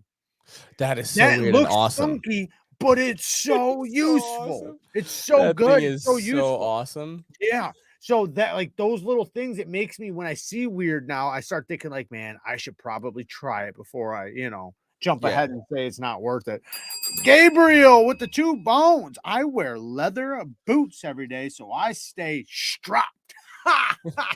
Wait, so you strap on the boot? He's strapping on his boots. What about your belt? James says, I would rather have someone tell me I smell than to not have anyone say anything at all. Bro. That is so true. That is so true. You know, I don't think most people are going to take you up on that. That's the problem. That's why I think it's just better to know you smell good, right? Than to not know, because then you go around and have people lie to you, because not too many people, I'll be honest, man. Most people, if you say, hey, do I stink? They're going to say no. Just by default. They're, well, rub some shit on yourself and ask somebody, see if it works. Bro. Satin and silver. You got it. You got it. My problem is I have expensive taste and a broke bank account. The man, you speak to the choir. The Penguin was my first real knife. Sold it after a few weeks and upgraded to the Hawk. VOSTEED Nightshade, my knife of the year. Yeah, man, it's just a good one. It's all around good knife. And like I said, I'm actually about to do what the fuck do you got going on? You got party time going on. I'm trying to see if I could randomize this. This looks crazy right now. But yeah, I'm gonna do another full review actually on the new one. Do you have an option on Spyderco Factory Seconds? I do not. I got one at Blade Show. This is the only place I know of them. That's like loot, right? It's like a good amount of loot. You just gave Kyle a seizure. Sorry, dude. This is, look at this blue one, bro. The Drop Bear's another one. We were talking about that one earlier. That's love the Drop Bear. Really good one. Yeah, love the Drop Bear. Love the Drop Bear. 100%. Yeah, that color works for you. I like that. Since you're wearing black and you got black hair, it makes you pop. Yep. Alice is asking, I have a question for both of you. Lanyard or no lanyard, or does it depend on the knife? I have a perfect example for that right now. I have a perfect example for that. So this is my opinion. I usually prefer no lanyard, but if I have a lanyard like this, I'm going with it. So this is the first knife I ever reviewed, the 0456 by ZT, designed by Sinkovich. This lanyard came with this anodization from JD Cutlery. So like, I usually don't like it, but this looks too fire, bro. Like, it matches the ano on the knife. Like, that's crazy. So in this case, I like it. I can't tie them really that good either. So like, if I could make lanyards like this, maybe, and have Matt Caher on it right now, but maybe if I could do lanyards like this, I would rock it. Yeah, you know what I'm saying? Because I don't carry on the pocket clip, by the way. As a New York City dweller, I don't use the pocket clip because that sticking out of your pocket gives the police another reason to like check you out. Yeah, you know what I'm saying? So I just carry in pocket, and all of my tools, like my Victorinox, my flashlight and stuff, is in a leather pocket sheath, and my knife is right next to that. So that's usually how I do it. So for like me, pulling it out with a lanyard is easier. Right. You know what I'm Well, saying? same thing like with my EDC organizer. If I had a lanyard on one of the knives, so if I have a dedicated knife for my EDC organizer, then I would put a lanyard on it. I haven't yet, but I would. Now, I normally don't wear a lanyard on my knives, and this is the reason why.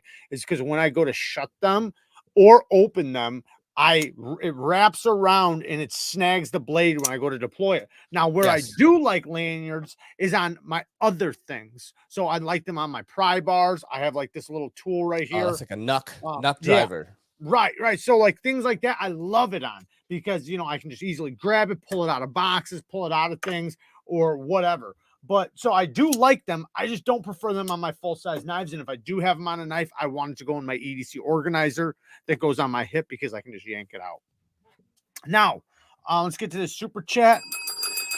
Jeremiah with another 5 bones. Black textured stone washed handle and acid. Black textured stone washed handles and acid and stone washed blade. That's what he's going with. That's fire. That's fire. See, I think all blacked out looks really good. If the profile of the knife if you just have a pop of color too, kind of like the drop bear, right? Yeah, I love the purple accents on that. Yes. So sick. So sick, dude. If you ask, I'll tell you truth. However, I'm not walking up to the biggest guy in the bar. Yo, motherfucker, you stink like ass, you BO bitch. You don't do that though. No, you usually don't do that. That's usually not the thing to do. Usually not. Oh man. Alice said hit her up on Instagram. Yep. I don't know if you've seen that. Okay. So slide into DMs, bro. Slide into Alice's DMs. It goes down in the DM.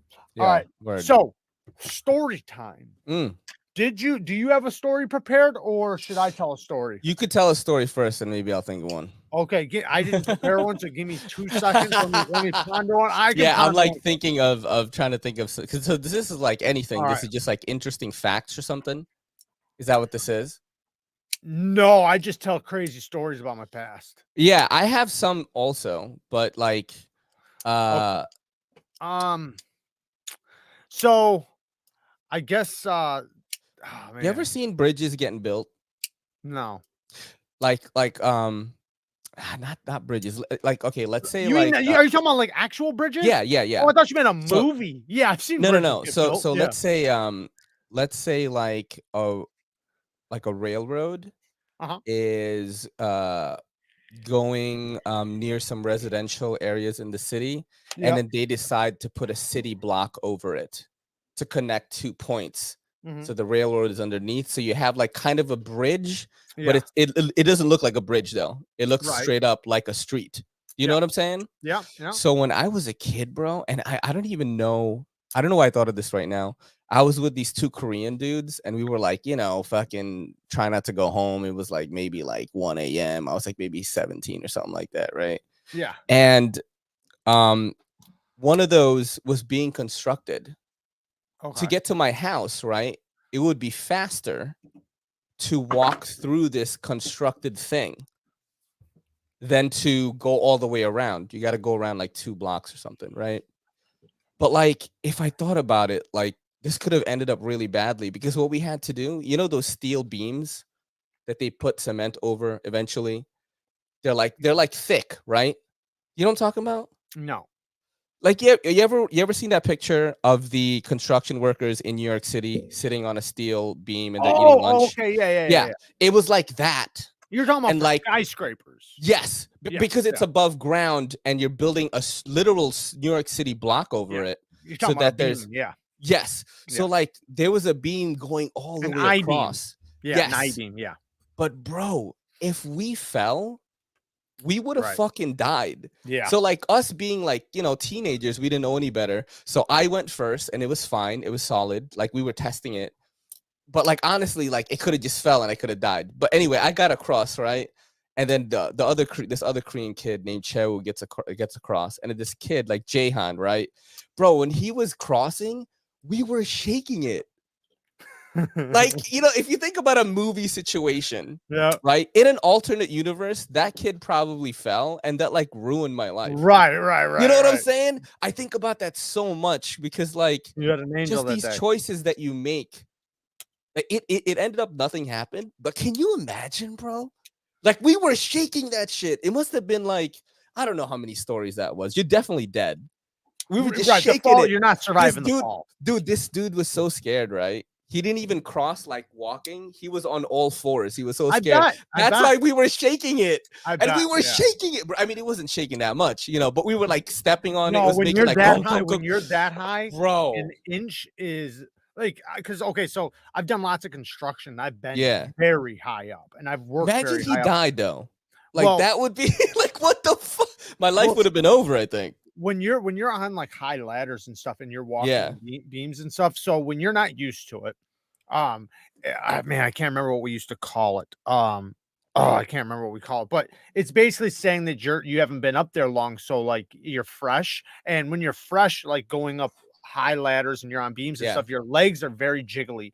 Every movement freaks you out. Your legs aren't flowing with it. It's like you don't have boat legs yet, like kind of like being Yeah. on a boat. When you're on a boat for a long time, you get used to it. When Mhm. you get off on ground that's not moving, it feels really weird, right? Because you have boat legs. Well, same thing with a beam. When you're up in the air, that little bit of movement, it drops your heart first of all, but your legs aren't used to it, so your legs are really shaky. When you're going up a ladder, your legs are real shaky, but then after a while, you're up there so much and everything's moving that you just go with it. Like literally, things are blowing and flowing. You're just hanging on like nothing because you're so used to it.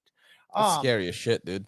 Yeah, but it's scary for the guy who just started that week. Yeah. That guy, you know what he feels like because he hasn't been up there. So everybody else is stomping around and literally moving the beams like this, or the fucking things you walk on. Excuse me.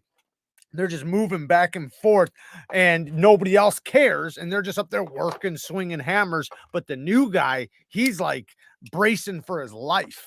Yeah. Shane Gable says, "What's up, Shane? The American Blade Works right here is swapping to Magnet Cut. It's 63 to 64 HRC. That is badass. I might have to grab one of those bastards. Damn.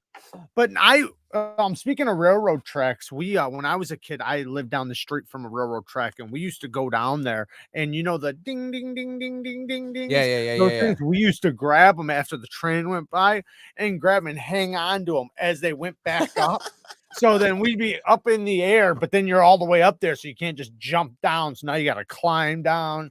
Yeah. And they would, the train or whoever, I'm calling the cops, they'd come, they'd chase us around. And there was this building that was I think it was called the old Cookie Factory, and it was just abandoned. There was a lot of homeless people that lived around it, and we would just like beat the cops through there. We just, to basically disappear, because we'd be in through the woods, jumping this, going over that. Yeah. And they could never catch us, but they were always like chasing us. They were probably never even chasing us. They were probably just driving by just to scare us off. But then we started setting things up on the railroad tracks. What? So the train would hit it. I'm talking about like shit, not bro. like big shit, but like tires and bicycles and bicycle parts. Human beings. And I'm playing. Yeah, right. Cats, dogs, your mom's car, whatever. Yeah. But the train would come by and it wouldn't even like try to stop. Like, no, I don't think it can. Well, no, I mean, but in like time. Yeah, I think if it's seen it, because I think like because if it's not big enough, they're probably like right. They're like, man, we don't give a fuck about deer corpses, because they'll go right through a deer. They don't care. Yeah. They have to. They're not going to stop that stuff. And on this railroad track, I would literally walk it every day because, like, for me to get to the other side of the neighborhood, it was an easy travel. I could just walk the railroad track. Yeah. And so I would watch corpses change over time, like from a fresh corpse to a skeleton, like over a few weeks. Yeah. Like we would set some roadkill or some carcasses. Right. Yeah. But we'd set up these little like barricades for the train. The train would come by, bam, and hit them. Tires just flying into the woods, like 100 miles an hour, like probably 60 foot. Bro, that must stink, bro. It was crazy. That must smell so bad. Well, you felt really cool doing it. Of course, I would fucking do it. Yeah. Dude, we used to put fireworks in like cow pies in the Philippines, and like we would run away. I remember like one time we would like, shit. yeah, because we're in a third world country in the 80s. Like, what the fuck do you do? So we had these fireworks called 5 stars, and it's literally like a star with 5 points, right? Like we would put it in the cow pie, and I remember one time we hid behind a car and it blew up, bro, and the shit like hit our legs and it was hot as fuck. We're like, flaming me and my brothers were like you. fucking like running up and down and shit. Put it out. Yo, and it smelled like shit too, bro. Right. The shit you do when you're kids, man, it's hilarious. We used to take as kids, and I know this sounds crazy, but it's actually safer than it sounds. But we would take charcoal, like just like you grill with charcoal, and we'd put it in a can of gasoline, like just a little bit of gasoline. We put it in there all day. So then by nighttime, it was so soaked with gasoline, you could just light it and it would just stay aflame. And then at nighttime, there's no lights. So you could be in a yard and you could literally play catch with a flaming charcoal. Because when you catch it, you just toss it back and forth. It's not that hot because it's just burning itself. As long as you don't hang on to it longer than 3 to 5 seconds, you're fine. So you just toss it back and forth like hot potato and then throw it. And we'd play catch back and forth, until, it wore out, which was a long could definitely, I could see that. You could definitely do that. Yes, I do giveaways on my YouTube, Alice. So, I guess I'll tell one more little story, and if you think of something, you can say it. I told this story probably in the past, but since we're talking about fire and stuff like that, I actually got arrested for, and this is when I was young, so I was a juvenile, but and it's dumb. Listen, this is a dumb thing. Like all the things I've been arrested for and all the bullshit, this is petty. But I got busted for attempt to arson. Right, attempt to arson. Think about that. Wow, fucking attempt to arson. This was after I was already at the time, because when I first got arrested and was getting in trouble when I was a little kid, as a juvenile, I'm speaking about. I had gotten on probation, wound up on intense probation, all this stuff. So at this point, I'm on probation, and I can't get really any more strikes. Otherwise, I'm going to wind up going to juvie. And I'm obviously just being a little bad kid, just being a dumbass. And I took a lighter apart. I don't know if you know this trick, but you can take the flint out of a lighter. And you can take the flint and you can roll it up. You take the spring out of the lighter, you stretch the spring. You take the flint and you roll it up in the spring. Then you take the spring and you hold it and you light another lighter and you light the flint till it's red hot. When it's as red as it can get, you just throw it against a wall or whatever, and it blows up into sparks. That's all it has. It just blows up into sparks. Oh, I think I've seen somebody do that when I was a kid. Yeah, and it's kind of petty, but I'm a little kid. Yeah, right? It's fun. So I do this in an apartment building. Oh, and fuck. There's a lady looking out her fucking peephole the whole time watching me do this shit. And I got my friends and stuff, and I threw it. I didn't throw it at her door, but it looked like through the peephole that I threw it at her door, I guess. And she called the cops and said I was trying to kill her and her kids, and saying that I was trying to burn her down, like her place down, like with her kids in there and like all these things. Looking back now, I can see why she would think that. I'm a badass little kid, and what she's seen through the peephole probably didn't look that good. I'm sure I was the bad kid around the neighborhood, so I can only imagine, right? Like I'm sure like she was probably a really good person. So, but so the cops come and they try to track me down because she doesn't know my name, but she said what I looked like. The cops already knew who I was, so they, I fit the script. So they wind up showing up, and they know I'm on probation, so they know like I'm pretty much willing to do everything not to go to jail. Well, where I'm living at the time is next to this apartment building that has a lot of dope dealers in it. And they knew that like I would know who the dope dealer was and everything.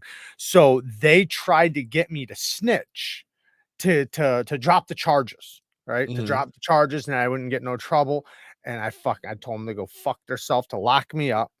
Because I was smarter than that. Like I knew better. Like, and by the way, I had already in the past, as a younger age, had ratted on myself and got in trouble. So I knew better than that at this age. And then so it wound up that in the end, because it was so petty, I wound up just having to do like 200 hours community service on top of the probation I already had and a bunch of other stuff. So it didn't wind up being too bad, but at the time as a kid, it felt so serious because I was on intense probation already. I had already been charged with actual real major crimes. And like I drug charges and shit like that. So at this point, like even though it was so minor, anything that was minor was serious when you already have serious charges, So but yeah, anyways. Yeah, dude, that's fucking, man, we do stupid shit when we're young, huh? Yeah, you don't think how stupid it is, though. You really don't. And I think it's to some extent, I think it's normal, but I also know, like, obviously kids, when you have them in activities, it's obviously better. When you have kids just running the street, they're gonna get into shit. Jumping jacks, like not the exercise, like the actual fireworks. Okay. So you know how like they jump around and they spin and stuff, right? Yeah. So this is like when I was in the 5th grade and I was with these 2 Korean kids. Again, I grew up with Koreans when I was like in elementary school. And we were so like in big city buildings, they store their trash on the side of the building, like a bunch of it until garbage day, then they take it out, right? Okay. So we were playing with jumping jacks like in front of my friend's building, and like one of the jumping jacks because we were lighting up a bunch of them. Right. One of them like went into the trash, bro. And yo, bro, all the trash went on fire. All of it? Yeah. So we were at first it was a little bit, right? And then we're like, yo, we gotta put that shit out. So my boy lives on like the 7th floor or something. We gotta wait for the elevator. We gotta fucking like, we're trying to get water. We're like, don't know what to put it in and stuff. And then when we went back downstairs, bro, like the fire department, everything was already there. The fire was fucking huge, bro. It was huge. Somebody, because it's a big building, Right. So the garbage like, stacked up pretty high too. Yes, because it's a big building with maybe I don't know how many fucking tenants, and it's like New York City, Yeah. So when we got down there, we're all pretending like this, like, wow, who could have done this? Like, what I'm saying? We're like, because the whole building is watching it. Yeah. We're like, oh man, this is terrible. Bro, again, another one of those situations, right, where it could have fucking ruined my life, bro. What if I killed people or something? Okay, so because of what I mean? Yeah, no. I do. I'm gonna tell you this story, and because you told this story, I will tell the story about me actually committing arson. Okay. So, yo, have you served already for it? Because like you don't want to tell it now. No, I was a juvenile, so it's okay. It's past the time, right? They can't get me for it. So, I was a kid and I was out breaking into houses. And shit. So I'm breaking into houses and this house down the street from where my place was, right? Like there's a lot, this is a poor area, so there's a lot of houses where the people can't pay and the bank comes in, the sheriff comes, kicks them out, right? Their stuff's out on the front lawn, whatever, right? So a few days earlier, we noticed these people getting evicted from their house, right? So, but they never removed the stuff, right? They never took the stuff out. They just kicked them out. There might have been a few things in the front that but they people come by and pick that stuff up so fast that it's just gone. So maybe we didn't see it, but anyways, but I knew the stuff was still in the house because we had kind of peeked around. Well, this house is vacant, right? Nobody's living in it. And we know there's stuff in there. So to us, when you're a kid, it could be anything. You know what I mean? It's a fucking treasure. So I bust out the window. Me and my buddy jump in there, but the power's off because obviously when you're at that point, you're that poor, you don't have money to pay the bills for electric, right? So I have to light a torch. So I lit a torch to be able to see, go around the house. We have a bag. We bag up a bunch of stuff, blah, blah, blah, blah, blah. We take the torch to the bathroom to put it out. I put it in the bathtub because I figured the safest place to put a torch out is in a bathtub. I must not, because it's dark. I must not have seen that maybe insulation was in there or something. I don't know. Something must have been in there. 20 minutes later, like 20, 30 minutes later, fire trucks are going by and we're walking down the street. This bitch is fucking blazing. Oh no, the bro. whole house. There ain't no saving it. And we're sitting there, and then I walk into the detective at the time, who I grew up knowing because when I was a little kid before my parents got divorced, there was a cop that lived across the street. He knew who I was, so he sees me. He says, "Hey," says my name and everything. He's like, "Do you know anything about this?" I don't know nothing, right? I don't know shit. And he's like, "Well, if you see anything, let me know, or if you think of anything, let me know, whatever, blah blah blah." And we're just sitting there, me and my friend, right, just sitting there watching this place burn to the ground. I will say this though, the house was a piece of shit. Yeah. And it was falling apart anyways, and a brand new house got built there. There you go. That's the positive, bro. Yeah. I mean, I know the bank owned it, so I could say maybe they got it. I got well on insurance, but I don't know how that works with banks. So either way, they wound up building a new house there, and the crap falling apart house wasn't there no more in the neighborhood. So, but yeah, again, man, dude, I never got in another trouble time. for it because I was, young. Another thing that we did when we were kids, that if like in another alternate Oh, reality, dude, something worse happened. I can't imagine what would have happened to me at that time. What if like somebody was in the basement or something, they died, Yeah. and then you just like have this crazy other experience? What if Jahan fell off the I-beam, bro? What would my life be like now? You know what I'm saying? Yeah. I'm just like a fucking grifter in the streets or some shit. Yeah. Fuck. Bro, bro. No way. It's little, like you said too, like, in an alternate universe, man. Yeah. A little sudden change, 1 inch to the left, right? 1 inch to the left. And I'm not gonna tell you we ain't got much time left. We only got a couple more minutes, but like I've got stories where 1 inch to the left would have been dead, things like that. And I think about that, like you're saying right now, like just little tiny things like that. Dude. It's crazy. And I think as a kid, obviously, hormones or raging, whatever you want to call it, we don't think about that shit. Like when I did that, I wasn't thinking about, I was not thinking about 10 that. years in juvie or something. No and way. Technically at that time, I wasn't, because I was young. I was 12, 13 years old. Yeah. I didn't get in trouble officially, like like arrested officially till I was like 13. So technically I was not, I mean, I had run-ins with the cops at this age, but not to the extent that I got arrested and got charged and all that stuff. I had just been detained and things like that, which I know sounds really bad for those of you that are listening, that young of an age, but I got into a lot of trouble growing up. Bro, he's Neevesknives now. Yeah. You don't gotta fucking... Yo, in an alternate reality, you wouldn't have Neevesknives. No, crazy? No. Isn't that insane, I should definitely bro? be in prison right now. We wouldn't be talking about I feel knives. very blessed, by the way, and I say this a lot. That that aside from my past, I realize like I've done a lot of bad things. I know I was a bad guy. I get that 100%. I'm very blessed to have what I have now. I'm very remorseful for everything I've done. I regret a lot of things I've done.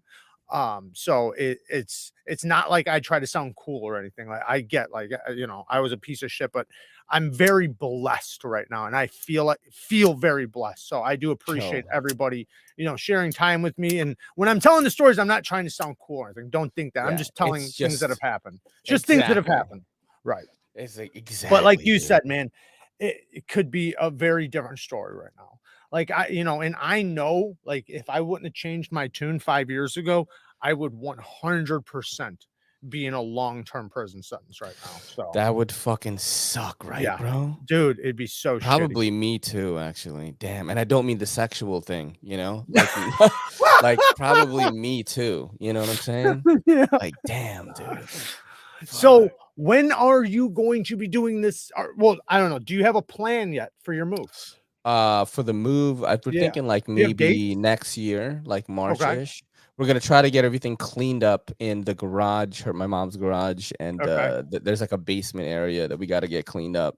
And then is that what's stopping you right now? Is getting this set up?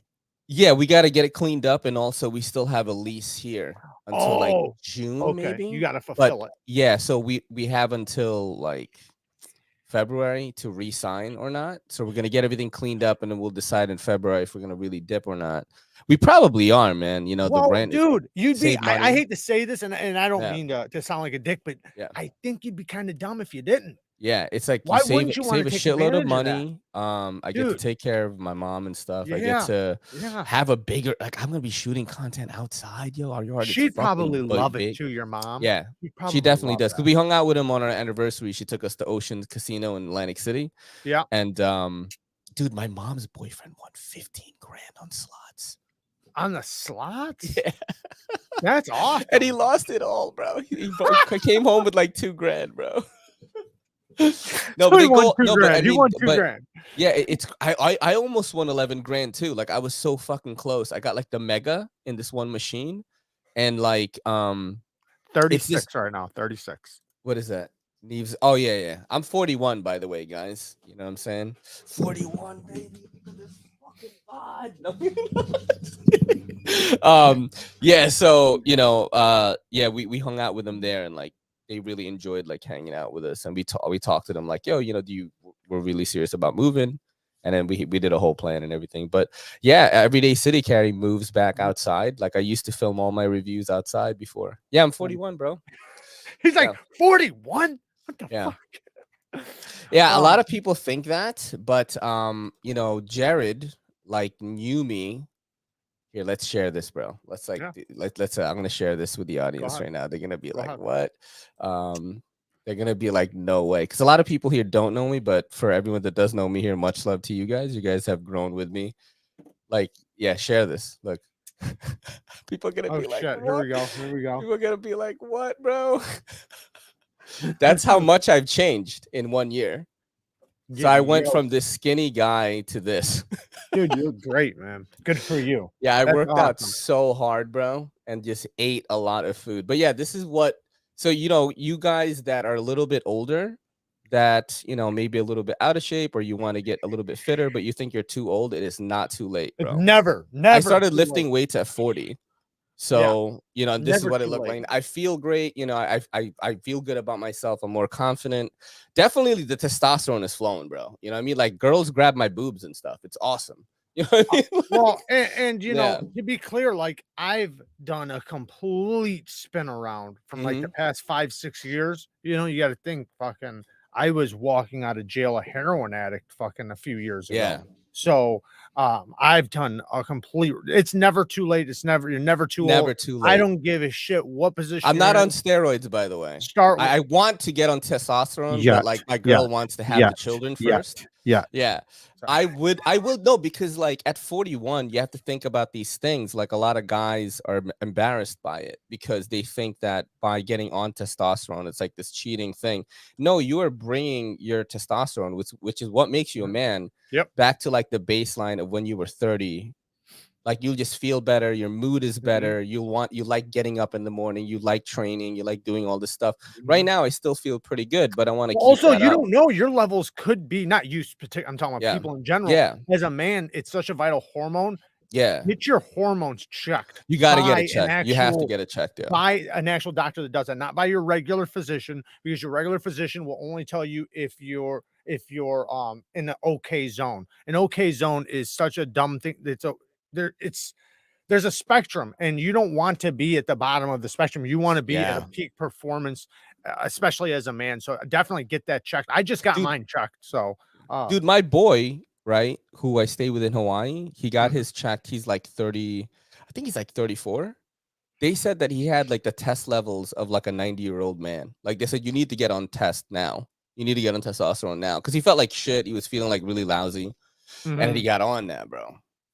Now he's, yeah, I mean, I think because there's safe ways to do it. There's safe. 100%. You're not gonna take like a super dose and get like fucking roided up. You're just gonna feel better. It's just that way. It's gonna put you at a natural level to where you, instead of having 60-year-old testosterone, you're gonna have 20-year-old testosterone or 30-year-old, whatever you want to consider. Roll Tide says there's a difference between being on a physician prescribed and monitored TRT and being a juice head. I would also be a juice head.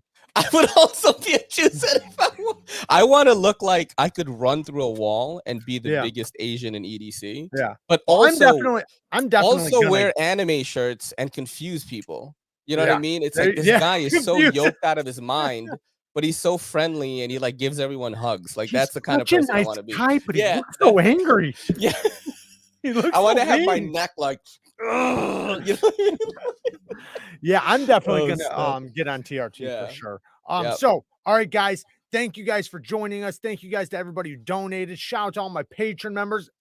Shout out to all the Bang Gang Squad members. I love you guys. Thank you guys for everything. Ray, thank you for joining once again, man. We love Pleasure, you here. bro. You're always welcome.